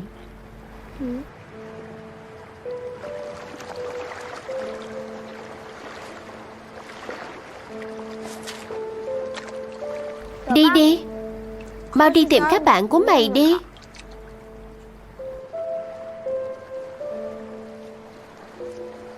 Cảm ơn mẹ. Nếu mẹ nuôi cùng thả rùa con với chúng ta thì tốt quá.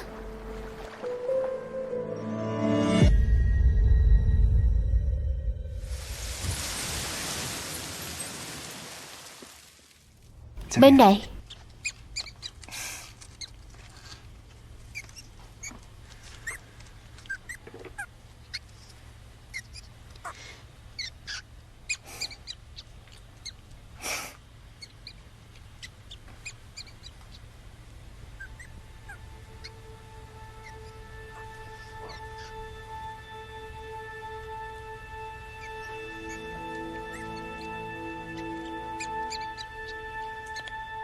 Ta đã nói rồi mà, sự kiên nhẫn rất quan trọng, có đúng không?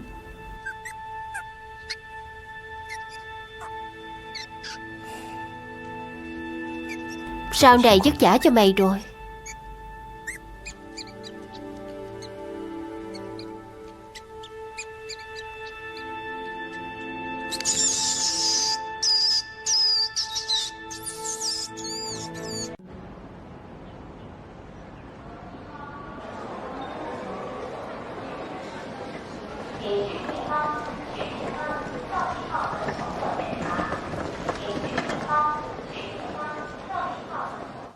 Tôi sẽ kê cho chị thuốc dùng trong 1 tuần trước. Thuốc này không gây phụ thuốc, cứ yên tâm dùng.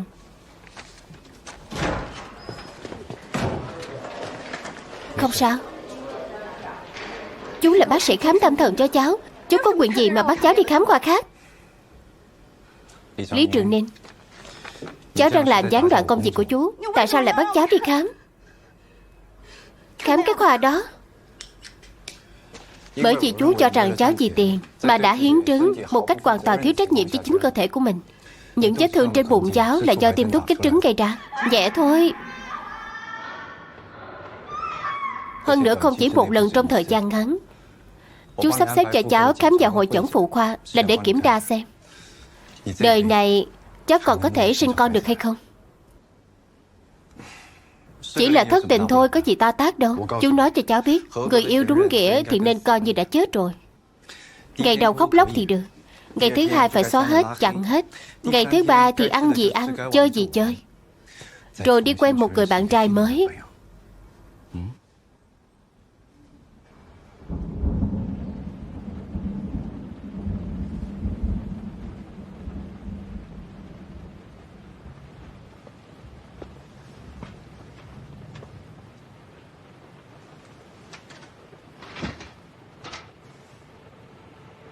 Chú bảo cháu tìm bạn trai mới sao? Câu đó cháu có thể không cần nghe. Có những lúc thực ra một mình cũng rất ổn. Chỉ cần sống khỏe mạnh và vui vẻ là đủ rồi. Chẳng phải người ta vẫn nói một đời một kiếp, một đôi người sao?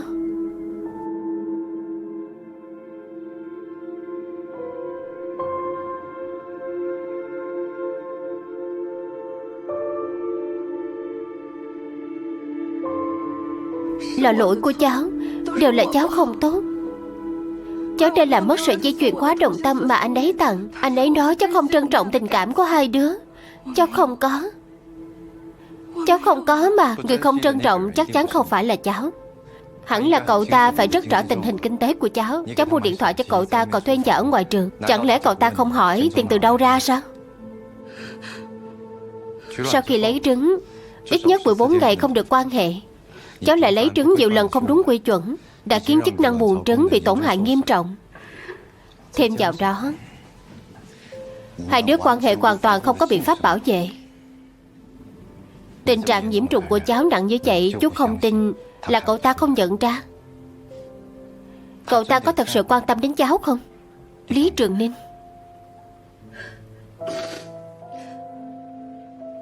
Vậy sau này cháu có còn sinh con được nữa không thì phải tùy cháu thôi. Nếu cháu chịu hợp tác điều trị với bác sĩ, đừng làm hại chính mình như trước nữa, chú tin rằng cháu vẫn còn cơ hội làm mẹ.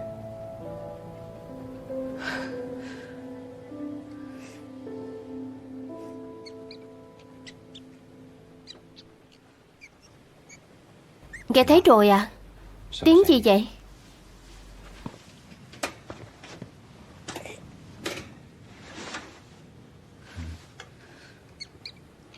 Chân nó bị thương à? Ừ, bị bạn trai nó cắn đấy. Sao lại thế này? May mà nhân viên cửa hàng phát hiện kịp, không thì suýt bị cắn chết. Chuột hamster là loài có cảm giác lãnh thổ rất mạnh. Mẹ và các con non hoặc cặp đực cái sau khi đã giao phối đều có thể đánh nhau.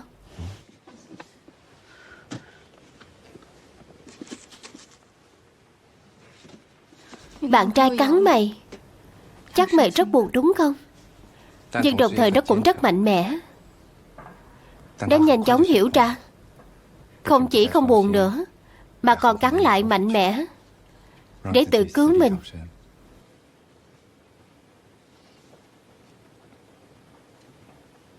Chú đã mua nó về, nhưng dạo này chú bận, sợ không có thời gian chăm sóc tốt. Cháu có thể giúp chú trông nó vài ngày không?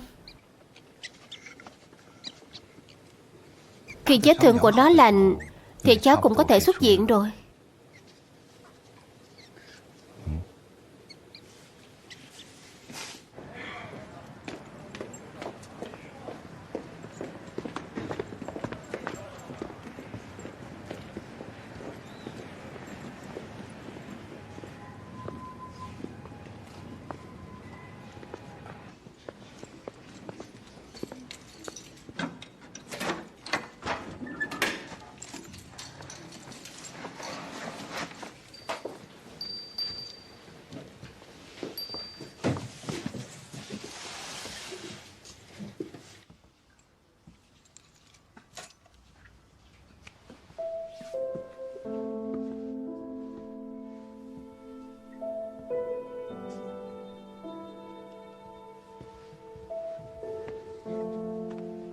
Chú ngựa con này là con mà mẹ nuôi thích nhất.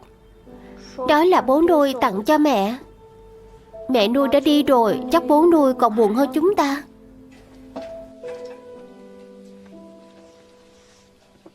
Vậy chúng ta cứ giữ giúp mẹ nuôi nhé.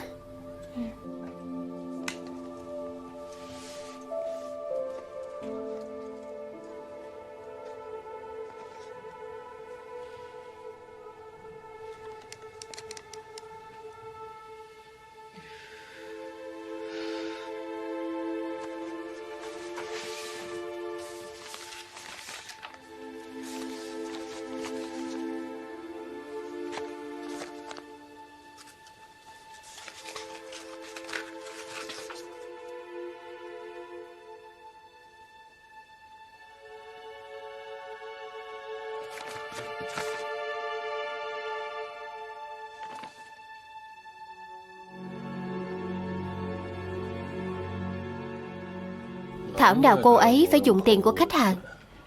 Cô ấy đã lấy cả căn nhà ra thế chấp. Nếu trong vòng 30 ngày không trả nợ, căn nhà này sẽ bị thu hồi và đem đi bán đấu giá. Căn nhà này là cả sinh mạng của Lôi Lôi mà. Ngày cậu ấy trả xong nợ, còn cố tình mời tôi và Lạc đi ăn. Anh nghĩ xem sao cậu ấy có thể nợ. Cô ấy đầu tư tiền ảo có phải đã sử dụng đòn bẩy không? Bởi vì khi dùng đòn bẩy, một khi thua lỗ, cô ấy sẽ phải nộp số tiền ký quỹ. Nếu không nộp, sàn sẽ buộc đóng vị thế toàn bộ vốn có thể mất trắng và tất cả mọi thứ đều có thể bị cán nợ.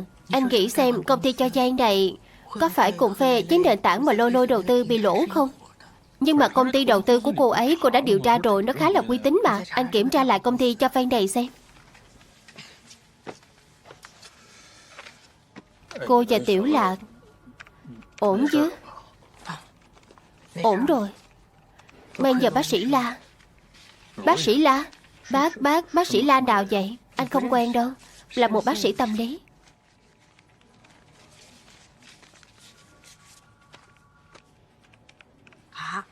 Anh tra bằng cái này hả? Cái này tôi đã tra hết rồi, không có manh mối nên mới đến tìm anh. Tôi cứ nghĩ anh có kênh đặc biệt gì. Tôi chỉ là một người dân bình thường thôi. Cô bảo tôi tra dự báo thời tiết thì còn được. Được rồi, tôi đi đây. Anh vẫn chưa tan ca à? Hôm nay tôi làm thêm giờ.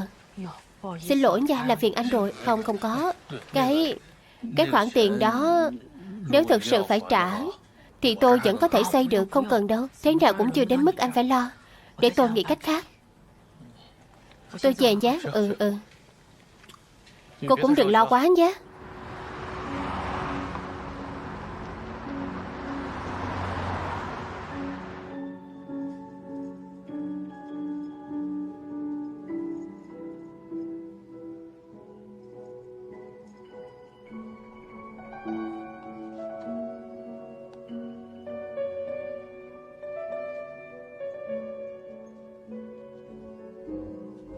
Chúng tôi đã phát hiện trong cốp xe của Giảng Lôi Lôi có một thùng đầy hàng xa xỉ, ước tính sơ bộ trị giá gần 1 triệu tệ.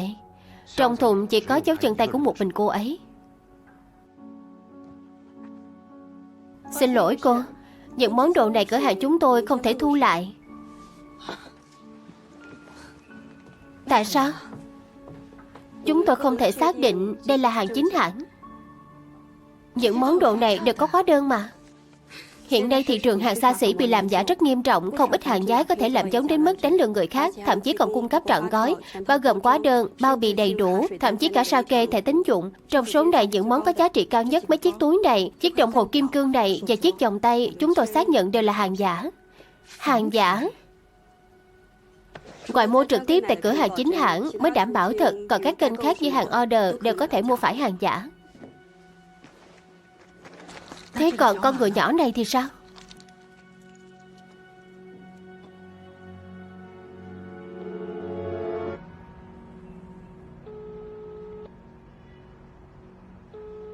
Hạ Diệt, xin lỗi. Thuê bao quý khách vừa gọi hiện không liên lạc được. Vui lòng gọi lại sau. Cũng là hàng giả.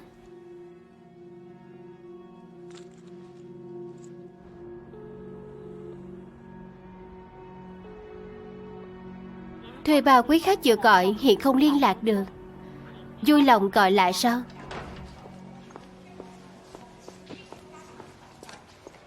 Cảnh sát Lý. Cô Giáng Giang à? Có chuyện gì thế? Thế hôm đó Hạ Diệt nói là ở cùng các cô, còn bảo nói chuyện cũng khá ổn, có chuyện đó đúng không? Có. Lúc đó anh ta vừa làm nhiệm vụ cứu hộ xong, gặp anh xong thì liền chạy tới bệnh viện thăm bố mẹ của Lôi Lôi. Gặp ai cơ? Gặp tôi à? Tôi với anh ta đâu có gặp nhau. Không phải. Anh ta gọi điện nói là đã nhận được tin nhắn thoại của chúng tôi, họ có chuyện gì. Tôi mới nói sơ qua tình hình cho anh ta biết. Anh ta biết mẹ của Giảng Lôi Lôi đang ở bệnh viện nên nói sẽ qua tìm các cô trước. Họ có thể đợi anh ta quay lại rồi mới lấy lời khai được không? Tôi nói được, sau đó anh ta lại nói gì mà đi đâu nhỉ? Mân Châu. Nói là ở Mân Châu có tai nạn tàu cá, cần đội cứu hộ của họ tới hỗ trợ. Tôi mới bảo là anh cứ đi làm việc của anh trước đi, quay về rồi làm sao cũng được, chuyện này cũng không gấp. Anh chưa hề gặp người ta mà đã đồng ý rồi à? Anh làm cảnh sát kiểu gì vậy? Anh làm cảnh sát như thế sao? Thực sự là anh đang cẩu thả trong công việc rồi đó. Không phải. Cô Giáng Nhan, chúng tôi điều tra án dựa trên chứng cứ, đúng không? Giảng Lôi Lôi vì sợ tội mà tự tử, chứng cứ đầy đủ mà vụ việc rõ ràng. Riêng vụ án này thì kết thúc mà không có vấn đề gì. Việc giao dịch tài chính giữa cô ấy và Hạ Diệt cũng không có gì đáng ngờ. Tôi đã kiểm tra hết. Hai người họ là chưa kết hôn. Tôi bảo anh ta đến đây cũng chỉ để phối hợp điều tra, là một bản lời khai thôi. Anh ta có phải nghi phạm đâu tôi. Vậy tại sao Hạ Diệt lại lừa tôi? Đó là anh ta đã gặp anh. Anh ta đã nói dối trong chuyện này. Làm sao anh có thể đảm bảo là anh ta không nói dối ở những chuyện khác? Anh ta không bắt máy. Đồ anh ta tặng cho Lôi Lôi đều là giả, xe là đi thuê. Thậm chí còn không có một tấm hình nào. Điều này có kỳ lạ quá không? Những chuyện kỳ lạ tôi sẽ điều tra được chứ. Tôi hiểu được tâm trạng hiện tại của cô. Nhưng cô không thể vì cảm xúc cá nhân mà nói cơ quan điều tra. Tôi đâu có nói gì cơ quan điều tra. Tôi nói là anh. Chú ơi, Lôi Lôi có nói với cô chú tên công ty của Hạ Diệt là gì không? Không có. Cháu nghe nói Hạ Diệt thường gửi thực phẩm chức năng cho cô chú, vậy túi đựng, bao bì hay mã nhận đơn gì đó cô chú còn giữ không? Toàn là Hạ Diệt mua. Giờ Lôi Lôi gửi cho cô chú. Vậy khi Hạ Diệt và Lôi Lôi về quê, Cô chú có chụp chung bức hình nào không? Sao, có chuyện gì à? Không, không có gì à. Cháu chỉ muốn sắp xếp lại những thứ liên quan đến Lôi Lôi, coi như làm kỷ niệm thôi. Cảm ơn cháu đã có lòng, nhưng không kịp chụp. Chúng nó về vào dịp cuối tuần, bận rộn lắm. Ở có một ngày là đi luôn. Vâng, không sao đâu chú. Cháu cúp máy đây.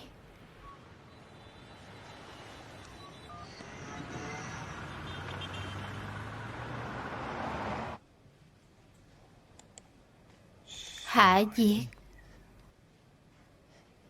Hai người phụ nữ, một ông già, còn một người đang thụ án. Hết rồi. Béo, bài phát biểu của anh Hồn đã viết xong chưa? Nhanh lên, bị giục đấy, đang viết đây. Tên khốn kiếp, dám lừa cả cảnh sát nhân dân. Giám đốc Hồ,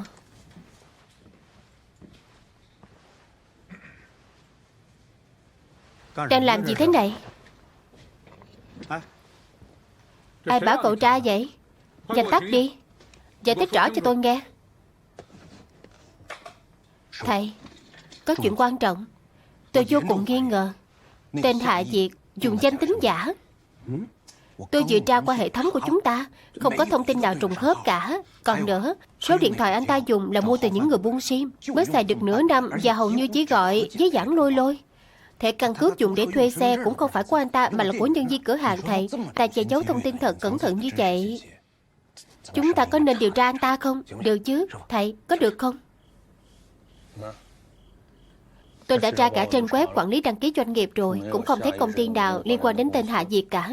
Trong danh sách người thiếu tín nhiệm cũng không có tên này.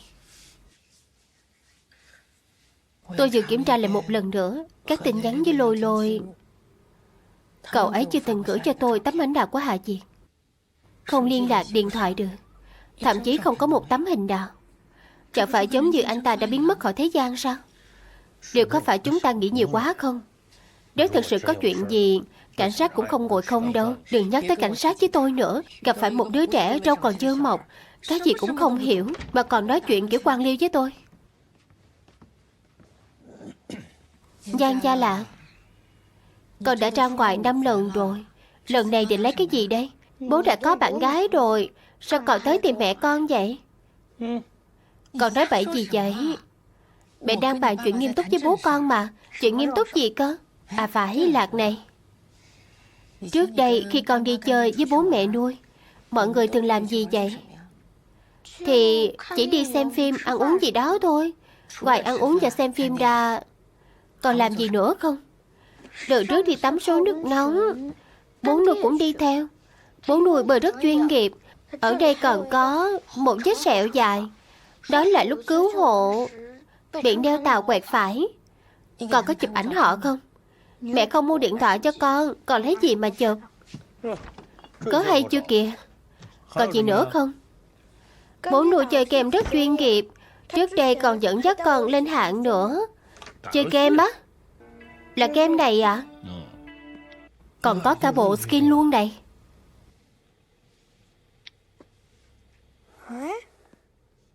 Sao thế? Bố nuôi xóa tài khoản rồi. Người bình thường không chơi nữa thì cùng lắm chỉ để tài khoản ở đó, chẳng ai đi xóa tài khoản cả.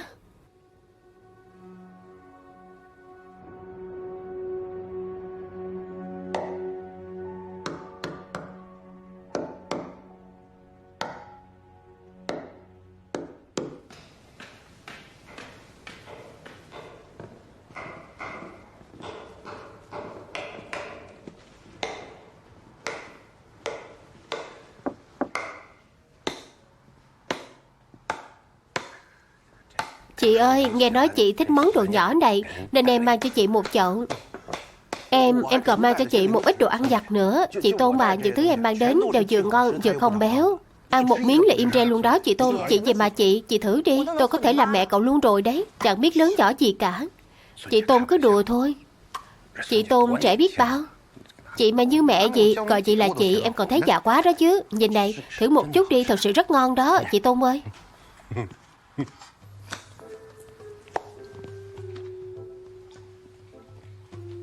Muốn vẽ chân dung thì phải lập hồ sơ trước đã.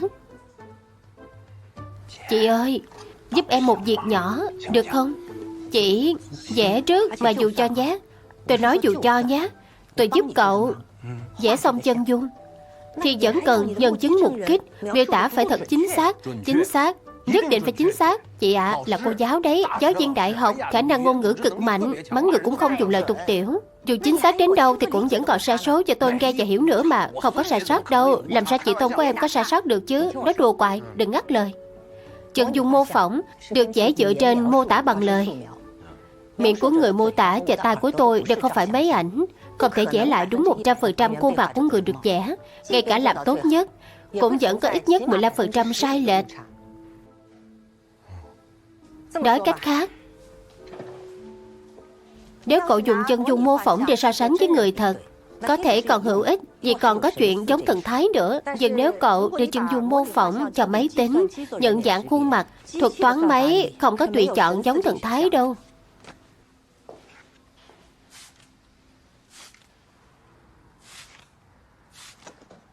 Nhưng em chỉ muốn biết rốt cuộc anh ta trông thế nào thôi. Dù cậu có bức chân dung tôi vẽ rồi đem so sánh với ảnh trong hệ thống hộ khẩu, cậu thừa hơi đi mò kim đáy bể với vài chục nghìn, thậm chí cả 100.000 tấm ảnh, thì thà nghĩ cách khác, đi tìm những manh mối khác còn hơn.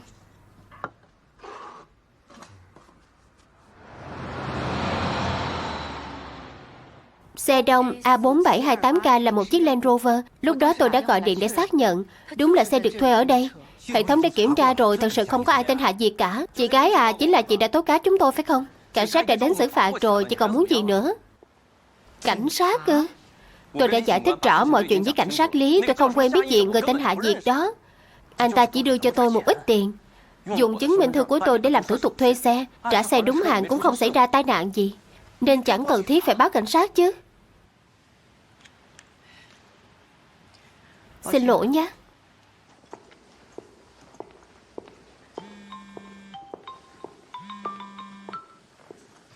Alo. Tôi đã đăng nhập vào tài khoản game của Lạc, lướt qua sơ lịch sử trận đấu. Có một thời gian thằng bé thường chơi cùng người dùng có avatar này. Tôi nghi ngờ người đó chính là Hạ Diệt. Tôi gửi hình avatar của người đó cho cô xem nhé. Bạch Tuần.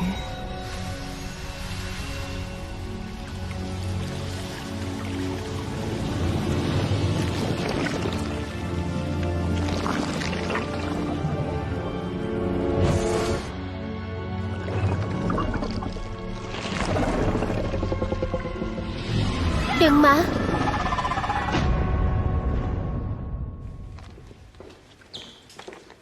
Cô Trương ơi, làm ơn giúp tôi xử lý thủ tục một chút. Anh lại đi đảo Hồng Kông Trung Quốc à? Phải, toàn là bệnh nhân cũ tôi quen hồi đi thực tập, quan hệ tốt lắm. Tôi không yên tâm khi không lo cho họ. Phiền cô nhé. Đúng rồi, mấy hôm nay tình trạng của Lý Trường Ninh đã tốt lên nhiều rồi. Mẹ cô ấy cũng bắt đầu nói đùa với chúng tôi rồi. Thế à?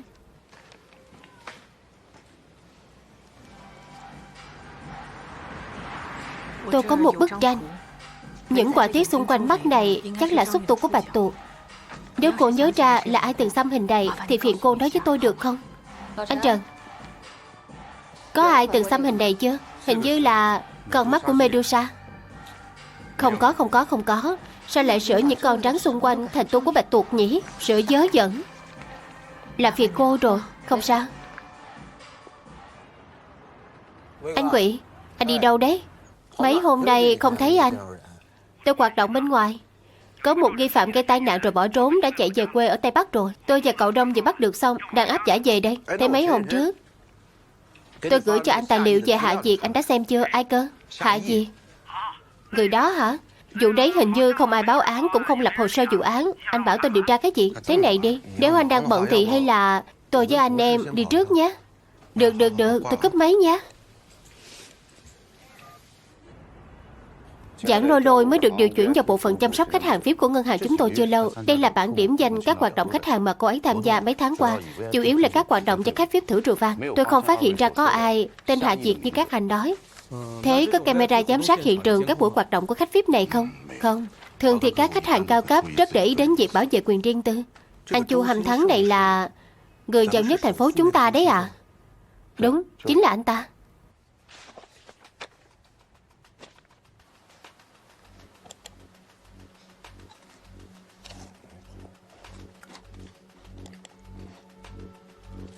Hội đấu giá rượu vang của Ngân hàng Thương mại Lễ Hải. Đúng là Giảng Lôi Lôi cũng có mặt.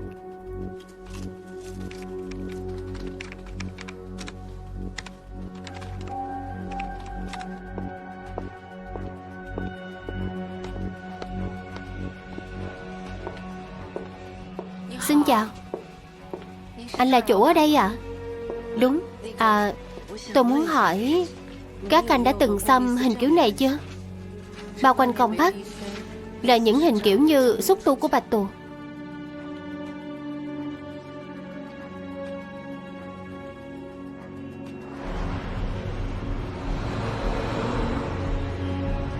Bên tôi toàn là hình tự vẽ.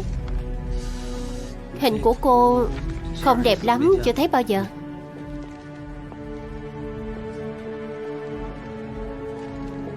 Alo Lừa à, Lý Béo đây. Hay là anh giữ lại tấm hình này đi, nhỡ đâu anh nhớ ra. Anh có thể gọi điện cho tôi, đây là số điện thoại của tôi. Được.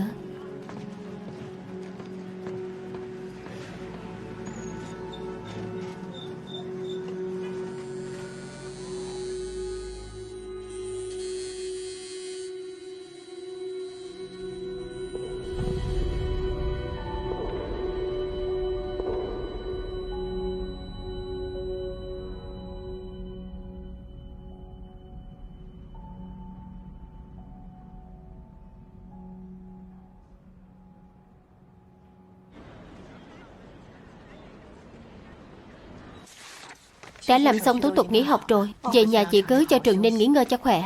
Tôi còn chọn cho em ấy mấy quyển sách chuyên ngành khá hay. Nếu em ấy có thời gian thì cho em ấy đọc. Cảm ơn nhé, cảm ơn cô Nhan. Lúc về còn phải phiền chị theo dõi sát sao sự thay đổi trong cảm xúc của Trường Ninh. Nếu em ấy có gì bất thường, chị có thể gọi điện cho tôi, hoặc là gọi cho bác sĩ La cũng được. Thật sự cảm ơn cô.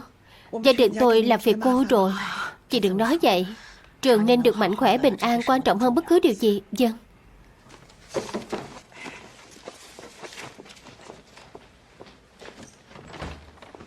Thu dọn xong hết rồi phải không?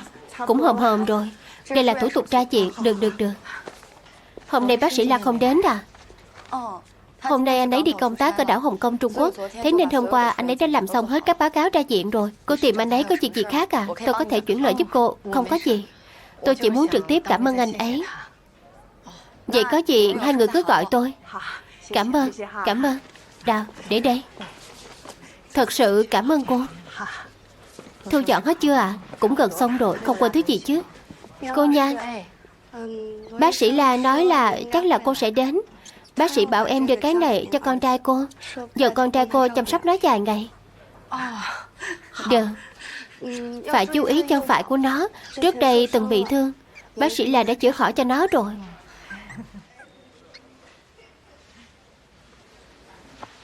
Trường Ninh, về nhà nghỉ ngơi cho khỏe. Nghe lời mẹ nhé.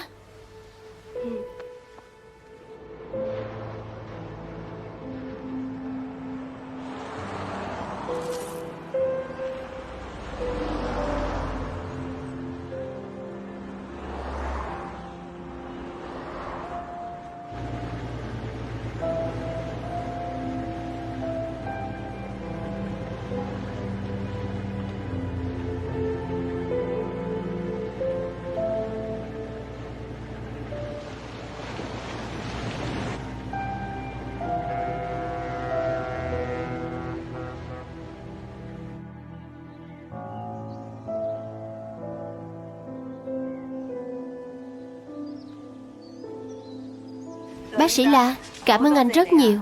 Anh còn có công đến tận đây để thăm họ. Điều tôi nên làm mà. Sam cứ hỏi bác sĩ La đang ở đâu. Anh ấy nhớ anh lắm đấy. Thật không? Thật mà.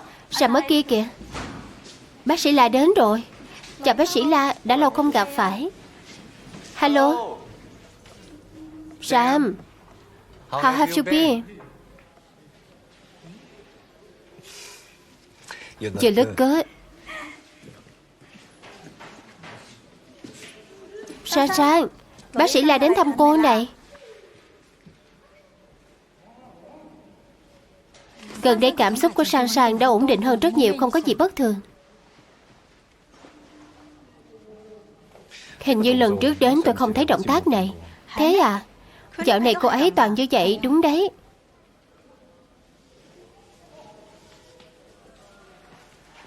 Sam. May I? Thank you.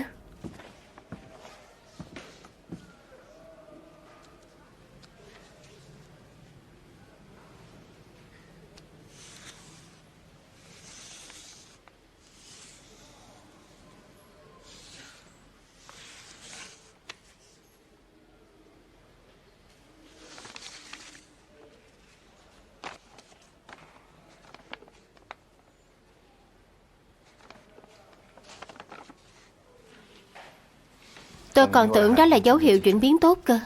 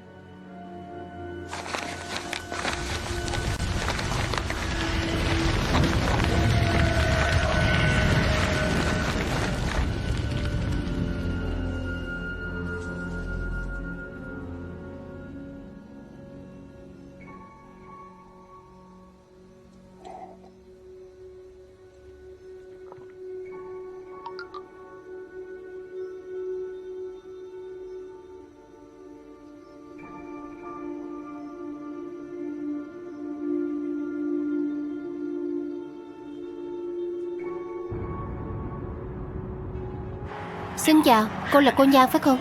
Tôi từng thấy hình xăm mà cô cần tiền. Có người trong ngành bọn tôi đã từng xăm cho khách và đăng lên Weibo. Cô xem đây. Lữ khách trong mơ.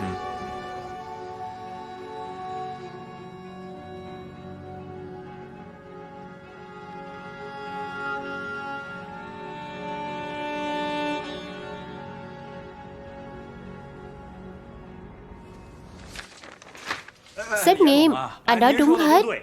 Đúng là hiện giờ đang có một số đánh giá xấu từ khách hàng, nhưng chủ yếu tập trung thể hiện ở hai phân đoạn thiết kế động tác. Anh yên tâm, việc xây dựng nhân vật mới và bối cảnh đang được tiến hành rồi.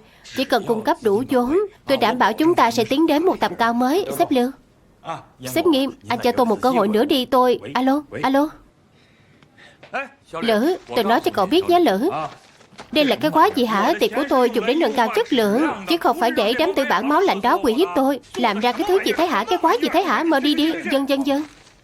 Toàn một lũ ăn hại.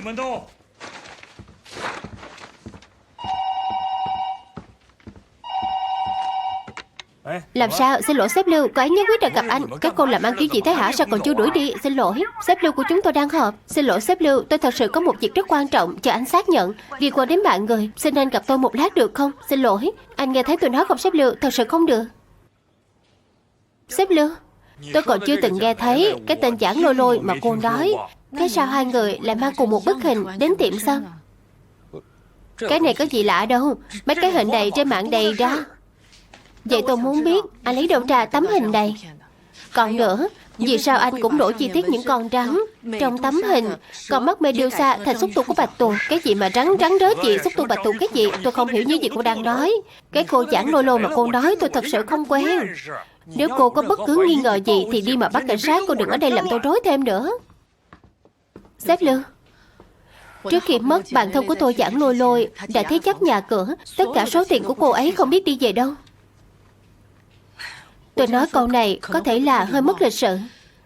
Tôi đã xem tin tức tài chính mới nhất. Gần đây công ty của anh vừa hay cũng đang gặp khó khăn về tài chính. Cắm một. Có chuyện gì thế? Khả Hân, sao em lại đến đây? Xin lỗi cô, xin lỗi. Sao anh lại nổi trận lôi đình lên thế? Không phải anh không có kể cô ta đi công thần kinh. Anh nói rằng với người ta kiểu gì thế?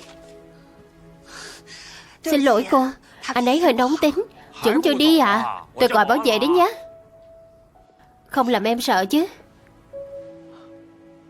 Cô ấy là ai? Anh có quen đâu. Sao rồi, kết quả khám thai thế nào? Tốt lắm. Thế à?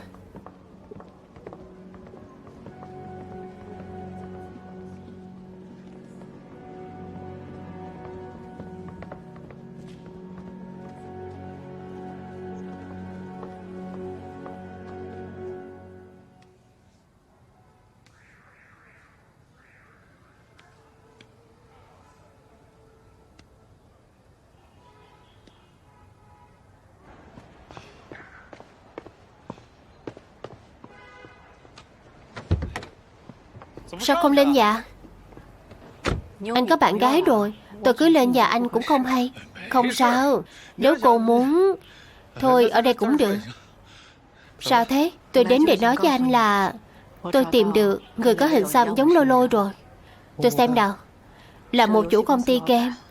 Anh ta tên Lưu Bình, cũng được coi là người nổi tiếng. Thấy anh ta có nói vì sao lại sửa hình rắn thành bạch tuộc không? Không. Phải báo manh mối cho cảnh sát. Ít nhất tôi cũng phải chứng minh anh ta và Lôi Lôi quen nhau, hoặc có một mối liên hệ gì đó đã. Nhưng mà dạo này đúng là anh ta đang rất thiếu tiền. Tình hình tài chính công ty rất tệ. Nhưng anh ta có vợ rồi. Tôi cũng tìm ra Weibo của vợ anh ta, anh xem này. Trông có vẻ là một cô gái xinh đẹp giàu có. Anh ta thiếu tiền, vợ anh ta lại giàu như vậy. Vậy là anh ta chuyên tìm những cô gái lắm tiền để đào mỏ à? Có phải không? Cô Nhan, cô xem. Trong ảnh có Hạ Diệt không?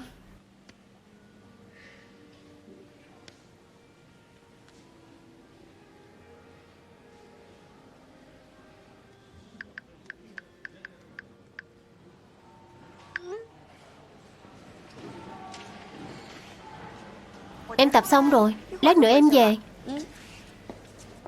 Được. Chào cô. Cô là vợ anh Lưu phải không? Cô là người ở trong văn phòng của chồng tôi hôm đó. Vâng, là tôi. Tôi nói chuyện với cô một lát được không? Sao cô biết trên người chồng tôi có hình xăm thế? Cô có quan hệ gì với anh ấy? Không, cô hiểu lầm rồi. Tôi là giảng viên đại học, tôi họ Nhan. Có một cô gái có hình xăm giống y hệt của chồng cô, là bạn thân của tôi. Cô ấy mới tự sát được một thời gian. Trước khi mất, cô ấy nợ một khoản tiền rất lớn. Sao lại tự sát chứ? Đáng thương quá. Cô biết hình xăm đó có ý nghĩa gì không? Đó là chuyện của quá khứ rồi. Bây giờ chúng tôi đã lấy nhau rồi. Mọi chuyện đều đã qua rồi. Tôi đã xem Weibo của cô. Hình như nhà cô rất có điều kiện. Cô có ý gì? Lưu Bình có từng mượn tiền cô để xoay vòng vốn chưa? Cô Nhan, cô quá đáng rồi đấy. Tôi rất thương cảm cho câu chuyện của bạn cô. Nhưng cô không thể chỉ thế mà nghĩ rằng tất cả mọi người đều là người xấu được. Tôi không có gì để nói với cô cả. Cô đừng có quấy rầy tôi, cũng đừng quấy rầy chồng tôi nữa. Xin lỗi, cô Dư. Nếu tôi có nói câu gì khiến cô không vui thì cho tôi xin lỗi. Câu nào cô nói cũng khiến tôi không vui. Nếu cô còn quấy rầy tôi nữa, tôi sẽ kêu lên đấy.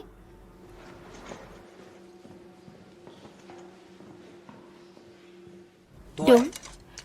Chị Trương, chị nói quá đúng luôn. Những người bị lừa chắc chắn là do yêu đương mù quáng. Bảo bọn đấy lừa chị Trương thử xem. Đùa à, yêu đương mù quáng ư? Chị Trương nhà mình giả cho một cái là nó teo não luôn. Được. Nếu chị gặp những vụ báo án kiểu vậy thì chị bảo tôi chứ nhé. Vâng vâng. Đây tên lửa, Lý Béo đây. Dạo này bên anh có... Anh làm gì vậy, sao mà ồn thế? Cô nghĩ xem, cô còn có chồng con đấy. Người yêu qua mạng của cô là kẻ lừa tiền cô thôi. Đừng có nhảy xuống, bình tĩnh lại đi.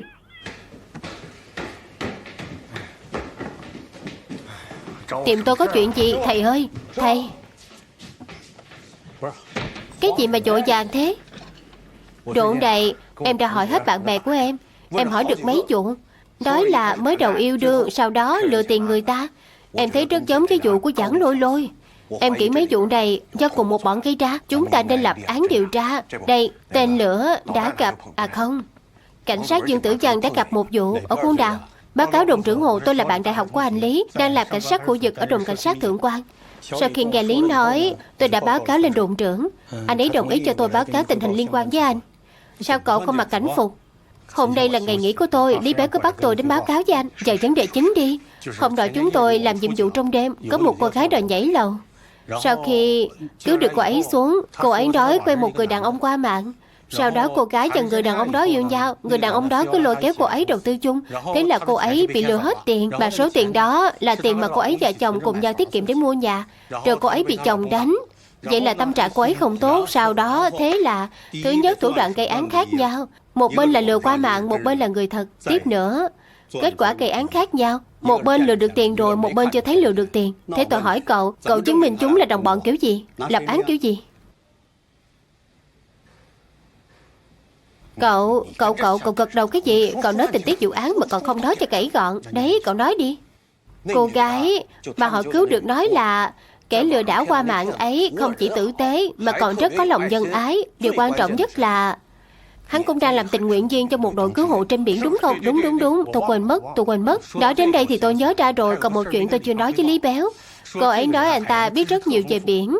Từng nhận ra một loại cua độc ở quầy hải sản, gọi là cua mặt quỷ. Sao cậu biết? Chồng chưa cưới của cô ấy là anh ta tên Hạ gì?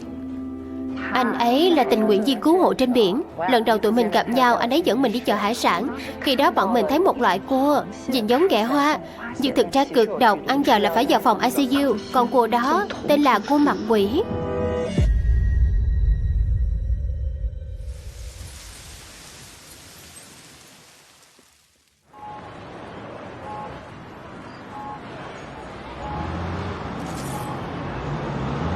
Đồ đạc linh tinh trong nhà hết chỗ để.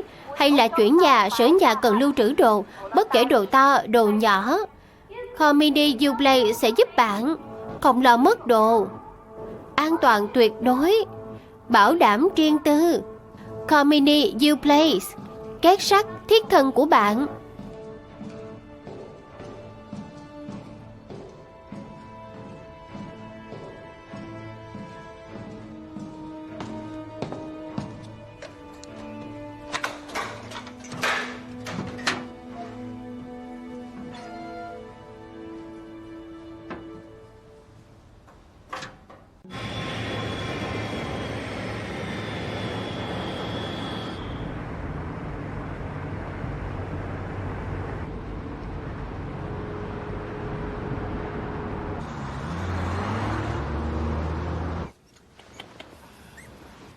Mẹ ơi, bé chuột hamster có bị say xe không ạ?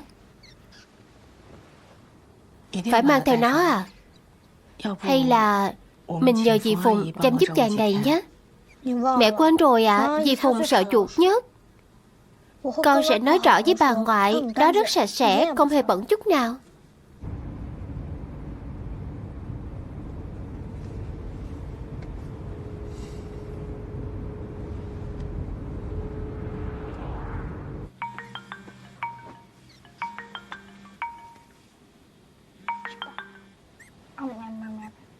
Chào, bác sĩ La. Xin lỗi cô Nhan. Cô nhắn cho tôi nhiều tin thế mà giờ tôi mới thấy. Tôi mới nhắn có 2 tin. Mấy hôm nay tôi đi công tác, không có thời gian đụng đến điện thoại. Cô cần tôi giúp gì à? Là thế này.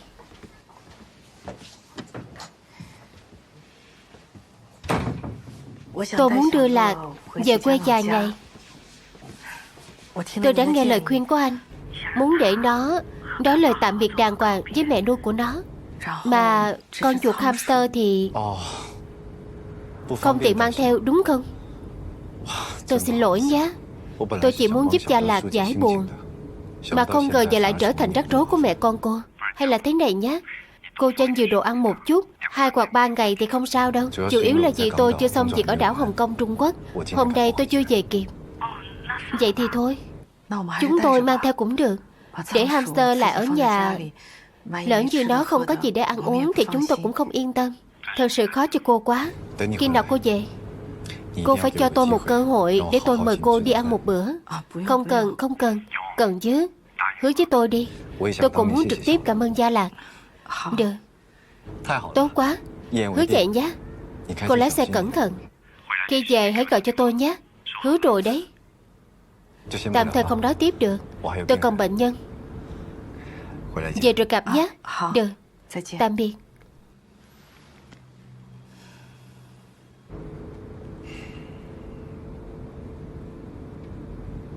Lái xe phải nhìn đường.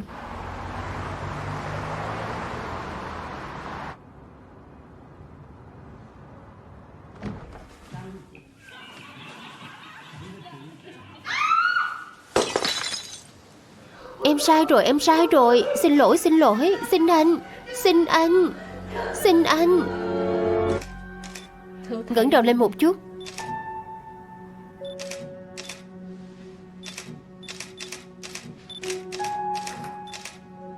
Vậy chuyện gì đã xảy ra? Anh ấy say rượu. Khi về nhà, anh ấy ngã ập thẳng xuống giường. Tôi nói sẽ rót cho anh ấy cốc nước. Sau đó thì sao? Sau đó tôi đánh cô ấy. Rồi anh ấy bật dậy và đột nhiên bóp cổ tôi. Sau đó bắt đầu đánh tôi. Sao anh lại đánh em? Đánh cô? Tôi đánh cô mà còn cần lý do à? Tôi không vui thì có thể đánh cô. Chạy hả? Đừng mà. Xin lỗi, em sai rồi. Em sai rồi. Sai rồi là xong hả? Ông đây nuôi cho cô ăn, cho cô uống. Cô còn ghét bỏ tôi hả? Tôi không biết tại sao. Tôi cũng không biết tại sao. Tôi thật sự không nhớ được. Lúc tôi về, hình như cô ấy cứ liên tục hỏi tôi, hỏi là có phải tôi có người khác ở ngoài không. Thế là anh đánh cô ấy.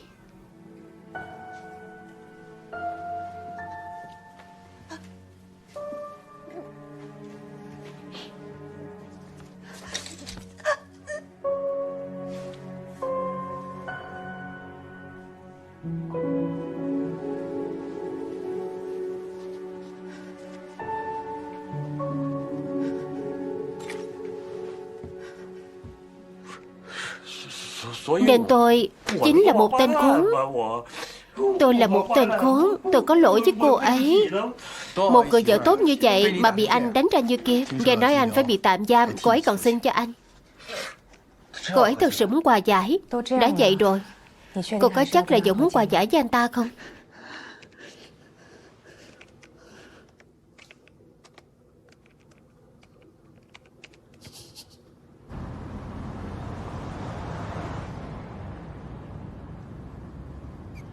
Bố nuôi có đến không ạ?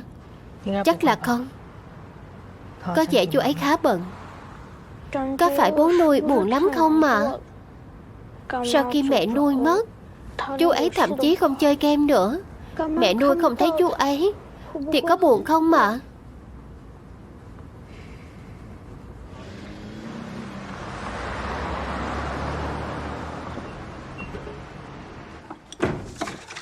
Đi thôi. Đi. Bà ngoại giảng, sao mọi người lại chuyển đến đây ạ? Nơi này cũ nát quá. Lạc, đừng nói bậy. Nhà cũ bán rồi. Giờ chỉ còn ông và bà ngoại giảng của cháu thôi. Nhà này là đủ rồi. Chú, cháu muốn nói chuyện với chú về nhà của Lôi Lôi. Trước đây Lôi Lôi đã thấy chắc nhà của mình rồi. Giờ họ muốn đến lấy nhà. Lẽ ra chú phải nghĩ tới. Chú hiểu quá rõ con bé đó.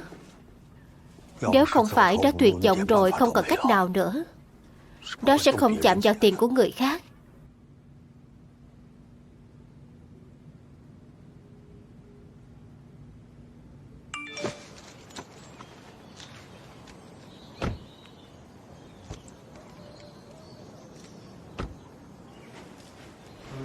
Phải, đó là ảnh của Hứa. Không phải lần trước các đồng chí cảnh sát đã đến điều tra rồi à? Người các anh đang tìm không phải cậu ấy. Có cảnh sát khác đến tìm cậu ta à? Đúng thế, không chỉ có cảnh sát mà còn có 2-3 cô gái nữa. Họ nói hứa hẹn hò qua mạng với họ, rồi bảo họ đầu tư, lừa rất nhiều tiền của họ. Anh Hình, anh có ảnh chụp chung tất cả đội viên đội cứu hộ của các anh đúng không? Có. Cậu Hứa là thành viên rất tốt của đội chúng tôi. Cách đây không lâu khi đi làm nhiệm vụ, cậu ấy đã cứu người bị thương, vẫn luôn hôn mê trong bệnh viện. Tuần trước mới cử động tay được một chút. Họ đối chiếu thời gian với nhau. Người này hoàn toàn không phải cậu ấy. Có hết mọi người ở đây. Được. Tên khốn nạn nào lại đi dùng ảnh của Hứa để lừa đảo vậy? Đúng là thất đức. Ở đây không có ai tên Hạ Diệt cả. Trong đội tôi không có ai họ Hạ. Cũng có một người phụ nữ gọi đến hỏi rất nhiều việc. Sẽ có một vài tình nguyện viên tạm thời đến giúp. Nhưng vậy thì có quá nhiều người tôi không nhớ được.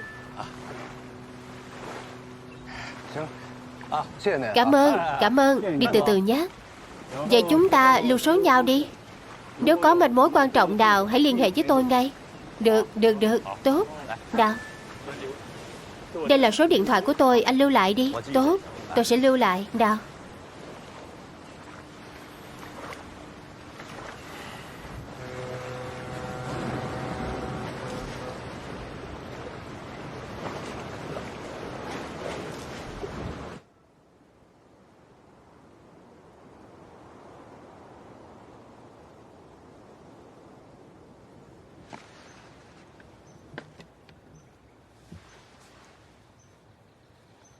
Mẹ nuôi, còn nhớ mẹ lắm. Nghĩ đến việc sau này sẽ không được gặp lại mẹ nữa. Con rất sợ. Con rất muốn gặp mẹ. Nhưng con không làm sao mơ thấy mẹ được. Chú mơ thấy cô ấy. Hạ Diệt, cháu đến rồi à? Hạ, đến đây nào. Chú, cô, bố nuôi. 35 ngày rồi. Cháu tin Lôi Lôi sẽ về thăm chúng ta.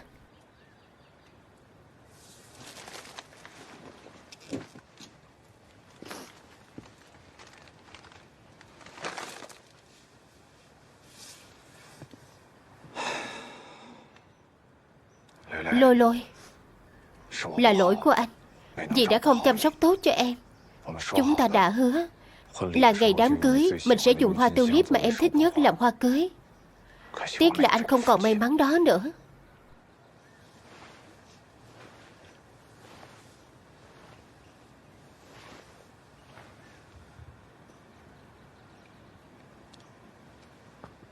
Gia Lạc, cháu lại cao hơn rồi.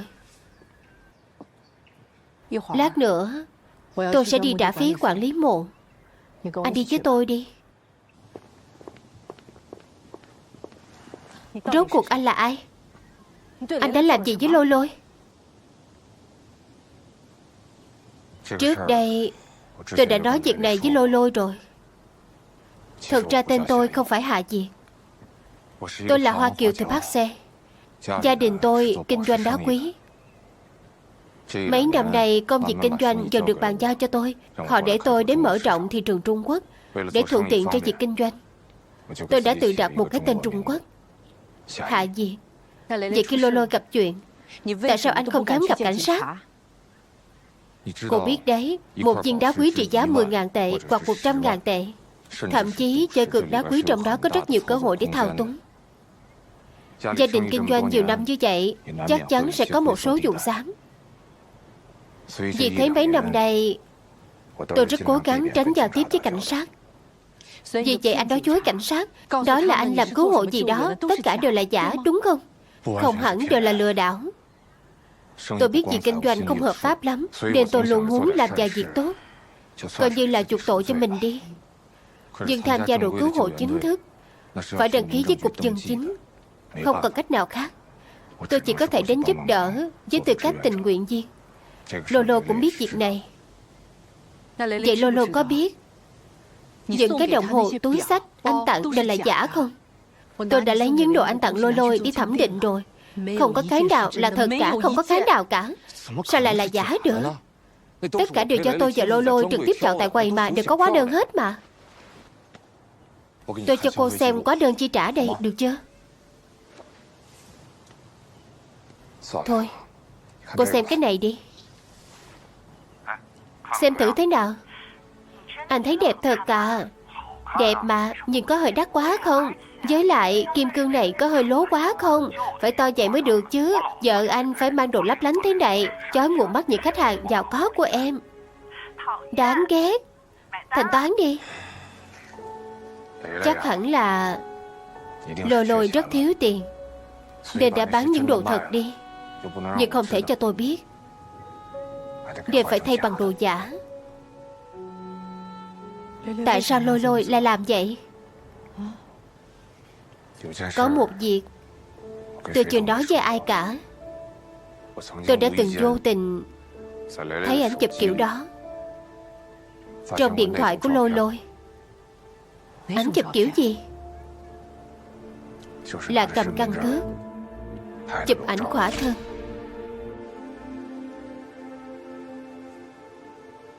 Ý anh là Lôi Lôi đi vay tiền bằng ảnh khỏa thân. Nên tôi đoán có lẽ hình xăm trên người Lôi Lôi cũng là xăm theo yêu cầu của họ. Không thể thế được.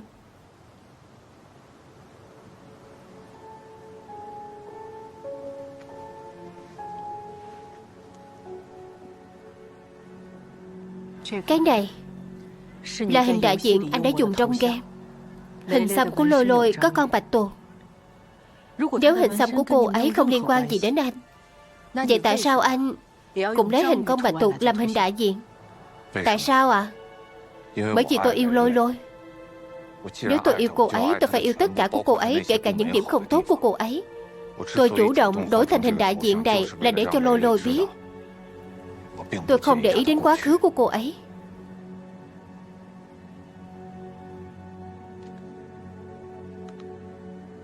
Không thể thấy được. Nếu là vậy thật, sao tôi không cảm thấy gì cả? Sao tôi lại không biết gì cả? Đó là vì cô ấy không muốn để các cô biết. Trong lòng Lôi Lôi, cô và Gia Lạc quan trọng hơn tôi nhiều. Trong lá thư tuyệt mệnh của cô ấy không có một chữ nào về tôi. Chỉ nhắc đến các cô thôi. Đúng không?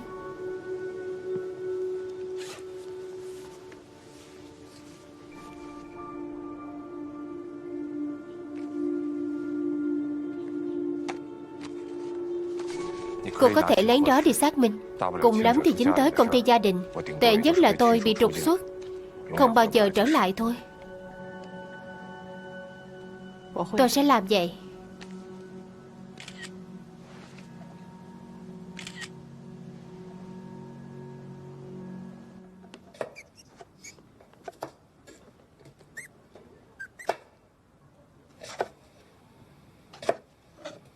Lần nào mẹ nuôi cợt táo cho cháu cũng cắt thành hình con thỏ như vậy. Vậy thì cháu ăn dìu vào nhé.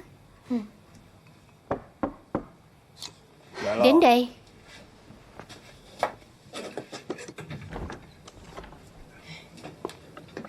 Giải quyết xong việc ngôi mộ rồi à? Giải quyết xong rồi à? Chú yên tâm. Bao ngồi chơi một lát đi. Dạ thôi à. Chúng cháu phải đến chỗ mẹ cháu.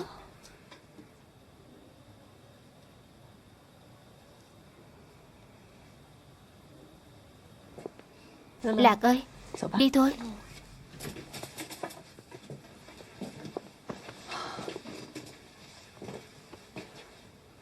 Ông ngoại giảng, tối nay ông chăm bé hamster giúp cháu được không ạ? Được chứ. Bà cháu sẽ đến lấy. Đừng làm phiền ông giảng. Xem cháu nói kìa, cứ để đây đi. Mẹ cháu thích sạch sẽ.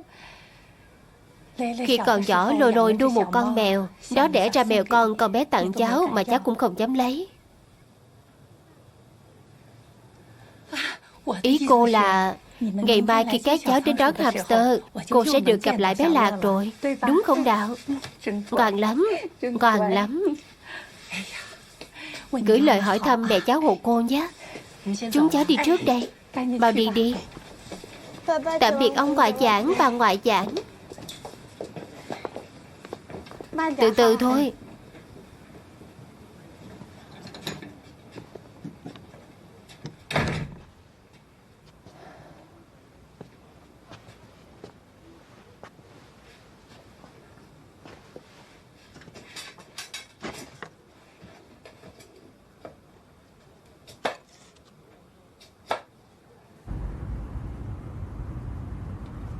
Sao hôm nay mẹ lại hung dữ với bố nuôi vậy ạ?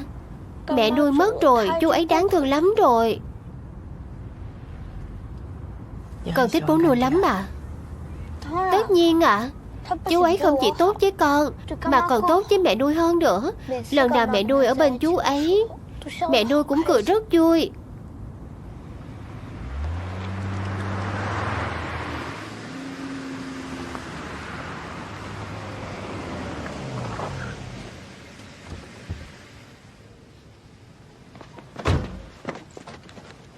Có được không? Được ạ. Đi đi.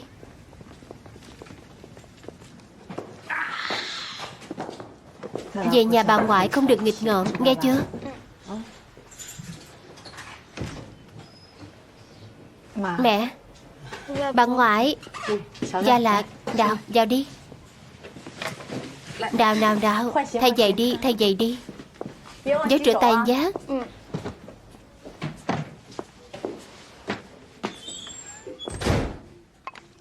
Con vào trước đi.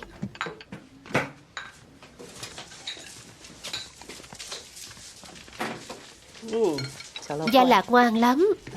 Ra với mẹ cháu đi, Đào.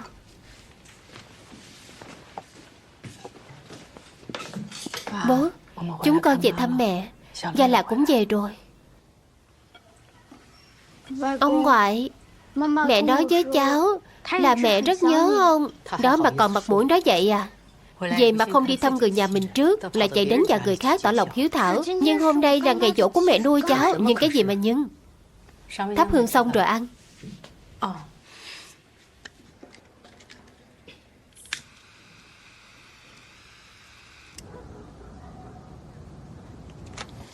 Đào, Lạc ơi, ngủ thôi.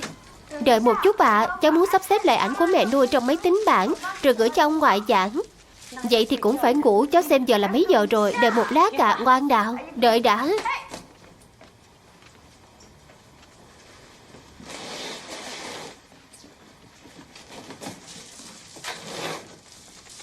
Còn đó, đừng chiều Gia Lạc quá. Việc của Lôi Lôi ảnh hưởng đó nhiều lắm. Với lại đó cũng có ý tốt. Mẹ không nên đói xấu người đã khuất. Nhưng bọn trẻ các con thì lại quá ích kỷ, để một người đầu bạc tiễn kẻ đầu xanh. Còn nói xem, Lôi Lôi thật sự dám làm chuyện như vậy ư? Có chuyện gì đáng phải tự tử đâu chứ? Yếu đuối quá. Mẹ à, con mua cho mẹ một cái chậu ngâm chân. Đào rảnh thì mẹ ngâm một chút, tốt cho sức khỏe đó à. Mẹ không cần, con lại tiêu tiền lung tung nữa. Đừng có động vào. Cái này là cho bố con đó.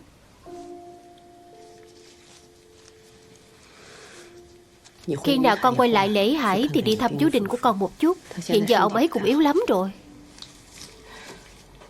Sao chú ấy lại về thế à? Thấy bảo là bị ung thư. Ở nước ngoài cũng không chữa được nên muốn trở về nước, lá rụng về cội mà. Gần đây con bận khá nhiều việc ở trường, có khả năng không có thời gian rảnh đâu à. Sao con ích kỷ vậy hả? Trong mắt con chỉ có mỗi chuyện của mình thôi ư? Con có biết người ta đã giúp gia đình mình biết bao nhiêu việc không? Trường mẹ bị giải thể và sáp nhập. Nếu không có chú Đình ra mặt giúp đỡ giải quyết, con biết mẹ sẽ bị cắt giảm bao nhiêu lương hưu không? Lỡ ốm đau thì bảo hiểm sẽ cắt bớt bao nhiêu tiền không? Mẹ, nếu mẹ không đủ tiền thì có thể nói với con mà. Đây là vấn đề về tiền bạc sao? Trong mắt trong lòng con hoàn toàn không có cái nhà này mà. Chú Đình chỉ là một nhân viên nhỏ của bố con năm xưa, nhưng lại trọng tình trọng nghĩa hơn con nhiều. Dịp lễ Tết nào cũng gửi đồ đến. Lần này cũng vậy. Mẹ không cầu xin người ta, mà là tự người ta nghe ngóng được nên chủ động tới giúp đỡ. Kết quả thì con lại thấy không vui. Kỳ lạ thật đấy. Bảo con đi thì con cứ đi, đừng có mà không nghe lời như hồi nhỏ nữa.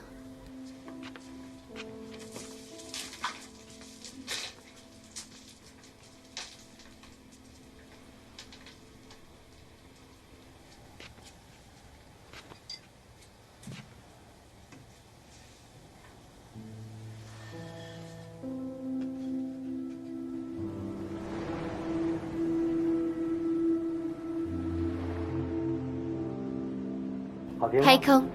Hay ạ. Cảm ơn bố.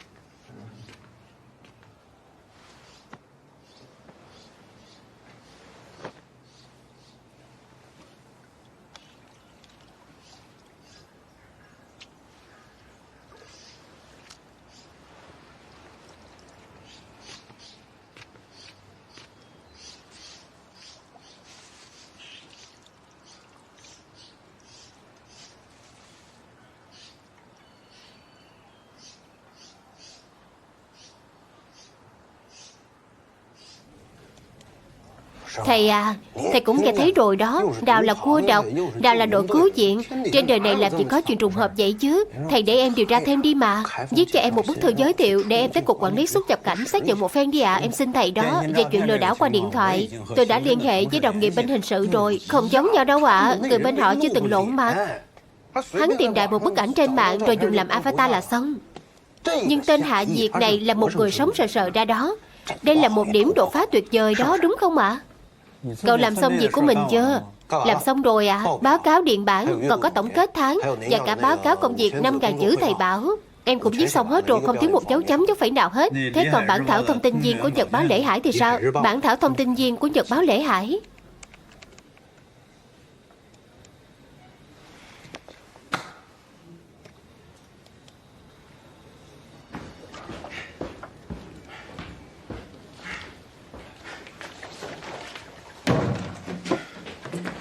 Anh Lý, giám đốc Hồ bảo anh đi làm với bọn ấy một chuyện. Bảo là ở khu quản lý của chúng ta có người nước ngoài hết hạn visa hay gì đó. Bảo anh tới cục xuất nhập cảnh hỏi thử xem sao. Chuyện này gọi điện thoại hỏi là được mà. Gọi cuộc điện thoại thôi.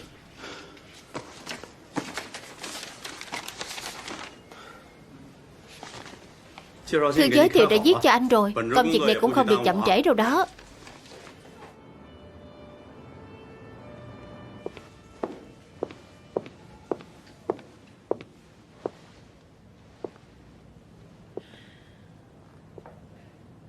Là Giang Linh sao?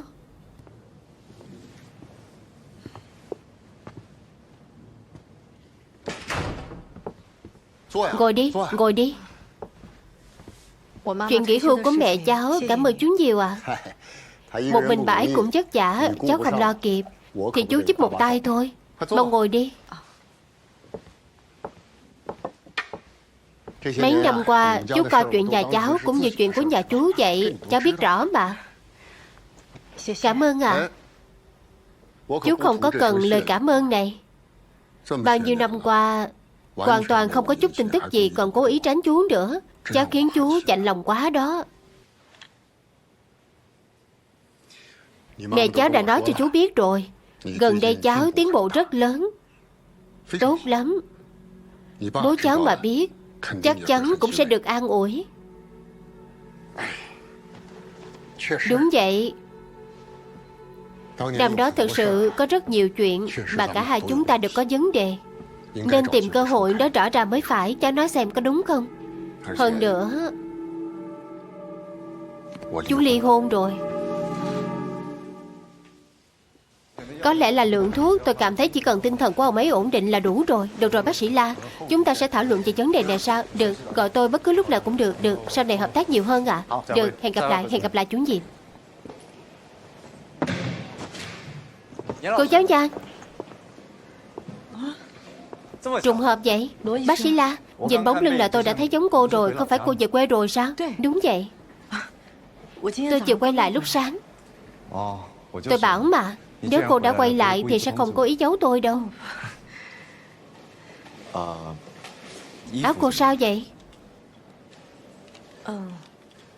Tôi bất cẩn làm bẩn, chắc cũng không giặt sạch được nên dứt luôn ấy mà. Tôi đến đây để hỗ trợ hội chẩn. Ở đây có một ca bệnh khá nghiêm trọng, phẫu thuật xong thì xuất hiện triệu chứng mê sảng, ý thức không tỉnh táo, suýt thì rút cả ống truyền dịch ra luôn. Còn cô thì sao? Cô đến khám bệnh ư? Tôi đến thăm người thân. Vậy tối nay cô... Đúng rồi. Chúng ta đã hẹn khi nào về sẽ cùng nhau ăn cơm. Tôi không có ép cô đi ăn cùng tôi đâu đó. Không đâu, là lỗi của tôi. Vốn dĩ tôi đã hứa với anh đó, khi nào về. Đúng. Cô hứa với tôi khi nào về thì sẽ gọi điện cho tôi ngay. Nhưng thật ra tối nay tôi không rảnh đâu. Hẹn lần sau đi. Cô về trước đi, tôi vẫn còn chút việc ở đây nữa. Được thôi. Lần sau hai chúng ta cùng rảnh thì tôi sẽ hẹn cô sao? Được. Vậy tôi về trước nhé, tạm biệt.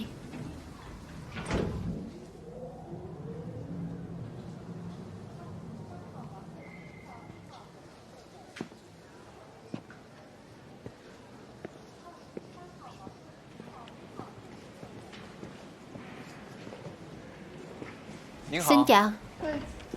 Xin hỏi trong đó vẫn còn phòng bệnh đúng không?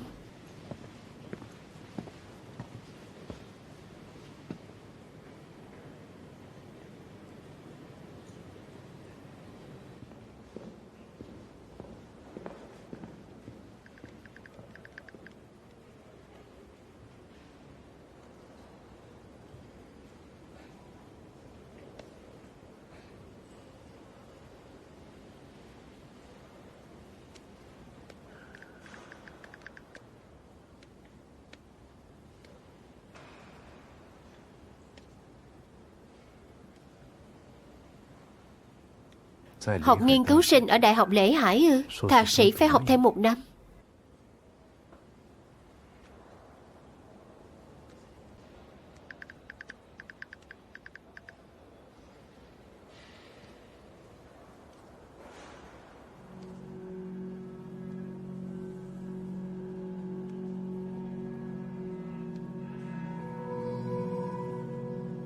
Hôm nay ở cổng thư viện có diễn ra một vở kịch lớn đó nha. Không ngờ ở ngoài lại là bồ nhí của người ta, lại còn bị con gái người ta tìm đến tận cửa nữa.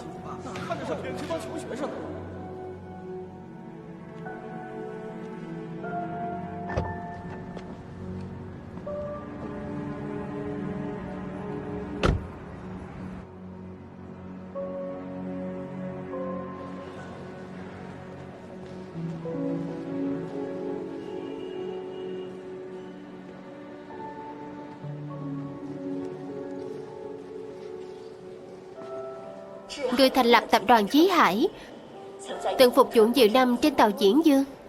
Bắt đầu từ thực tập sinh, rồi thuyền phó 3, phó 2, đại phó, và đến khi trở thành thuyền trưởng. Mỗi lần nghĩ về khoảng thời gian này, Đinh Chí Ba vẫn luôn cảm thấy tự hào vô cùng. Những kinh nghiệm đó giúp tôi có được một chí hướng lớn lao như biển khơi, một ý chí cứng rắn như thép, và lòng dũng cảm trước đây chưa từng có. Để trên chặng đường chinh phục thương trường sau này, tôi vẫn sẽ luôn rẽ sóng mà đi, không ngừng tiến về phía trước. Vận mệnh của doanh nghiệp giống như một con thuyền đang chạy trên biển khơi bao la. Trông thì có vẻ sóng yên biển lặng, nhưng thực chất là toàn nước xiết sóng ngầm. Cuộc đời con người cũng giống như vậy. Đứa con trai duy nhất vừa lên đại học của Đinh Chí Ba gặp tai nạn và qua đời ở nước ngoài. Tin dữ ập tới khiến vợ chồng Đinh Chí Ba đau đớn vô cùng. Nhưng ông ấy nói với vợ mình rằng chúng ta...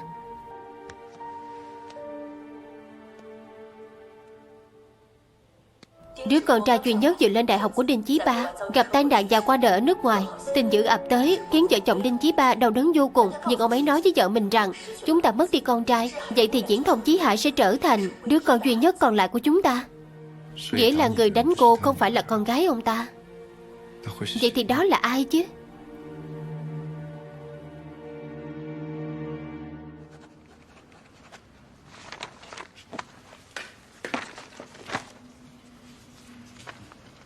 Rõ ràng có thể viết tốt thế này cơ mà. Tập trung viết tử tế từ sớm thì có phải đỡ bị chửi nhiều không? Dân cũng là nhờ thầy dạy bảo tỉ mỉ nên em mới làm tốt được.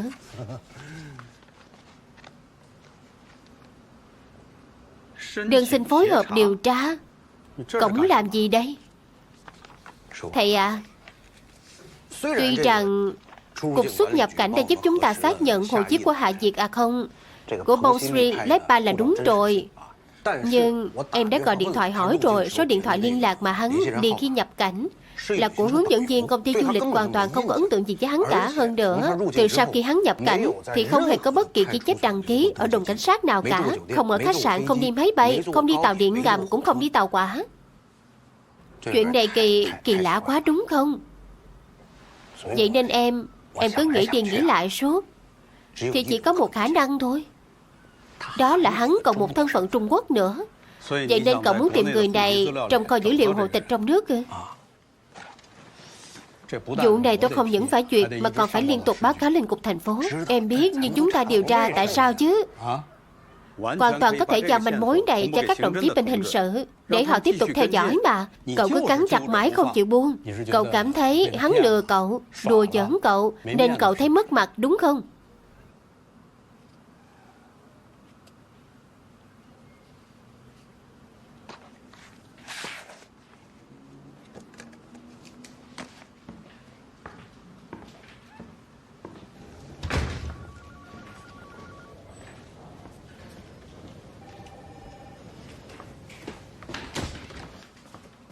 Em không thể nói rằng em chưa từng nghĩ như vậy thầy ạ. Nhưng bây giờ chuyện này đã không còn liên quan tới vấn đề mặt mũi nữa rồi. Thầy ạ, nạn nhân mà hội tên lửa đã gặp chính là cái người nhảy lầu ấy. Người đó được họ cứu rồi. Nhưng Giảng Lôi Lôi thì sao? Hôm đó em đã tận mắt nhìn thấy bố mẹ Giảng Lôi Lôi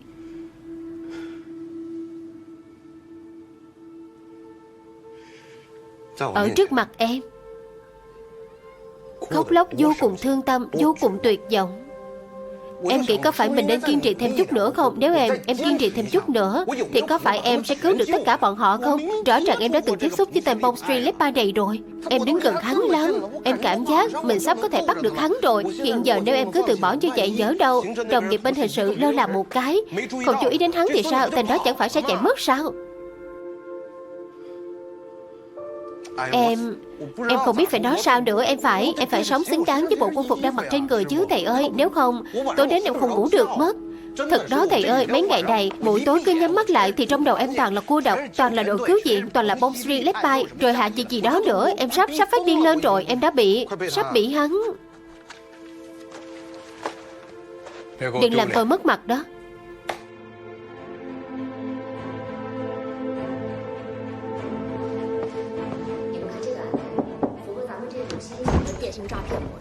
Tôi thấy có thể đội trưởng Uông.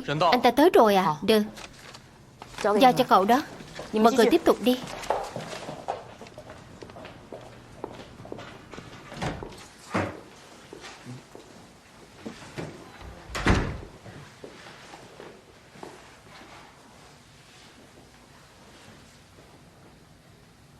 Thái Chí Vũ. Người khác gọi anh là Thái, đúng không? Đó về tài chính Helicon do anh thành lập đi. Đã vận hành thế nào vậy? Biến động tỷ giá điện tử như trên mạng này là do các anh làm giả, có đúng không? Dù là tăng hay giảm thì đều do anh quyết định. Tôi thấy trước đây anh cũng là chuyên viên IT của công ty lớn mà. Làm cho trang web bé thế này thì phí tài quá.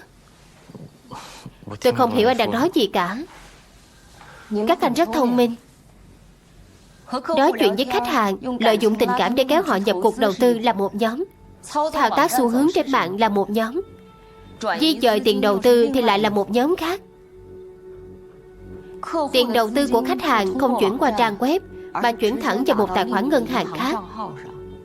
Anh là người làm khâu ở giữa, vừa không tiếp xúc với tiền đầu tư, vừa không tiếp xúc với khách hàng. Trông thì có vẻ là an toàn nhất. Nhưng anh có từng nghĩ rằng tại sao chúng tôi lại bắt anh đầu tiên không? Anh tưởng dùng nhiều tầng proxy giấu đi địa chỉ IP mạng, thậm chí chuyển sang với chủ nước ngoài để bọn tôi không tìm được nhật ký nút mạng, thì anh sẽ an toàn sao? Tên miền của tài chính Helicon là từ đâu mà có thế? Nếu tôi là anh, chắc chắn sẽ không ngốc đến mức dùng email của mình để đăng ký tên miền đâu. Không phải, tôi không dùng email của mình để... Đúng là anh không dùng email của mình, mà đã tìm người mua email của nước ngoài. Nhưng đã làm thì sẽ để lại dấu vết. Chúng tôi đã tìm được người mua thông qua tên miền, thì tự khắc cũng sẽ tìm ra anh.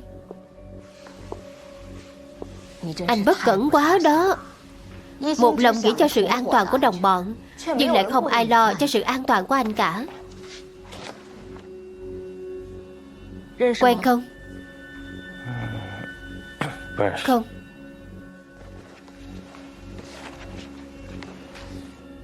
Đây thì sao?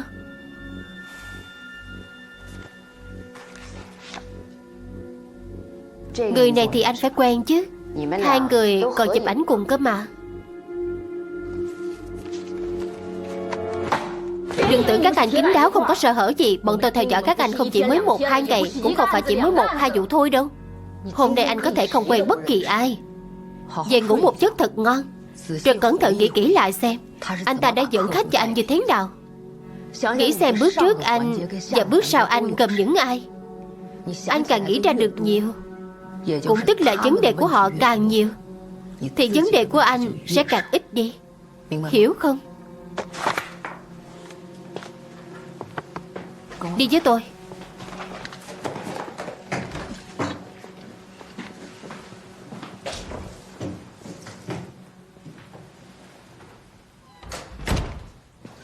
Đã tìm ra được sau khi Bong Street nhập cảnh thì đã đi đâu chưa? Vẫn chưa tìm ra được. Nhưng bên cục quản lý xuất nhập cảnh nói có một cảnh sát họ Lý cũng đang tìm tên Bong Street left by này.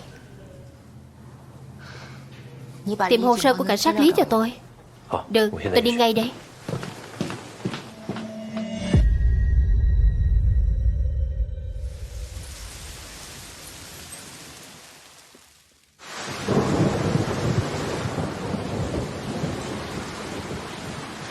Sao bố con vẫn chưa về vậy? Con xem đồ ăn nguội hết rồi này. Thế để con nhắn tin cho bố. Ông ấy đang lái xe thì đọc kiểu gì? Con ăn đi, ăn đi.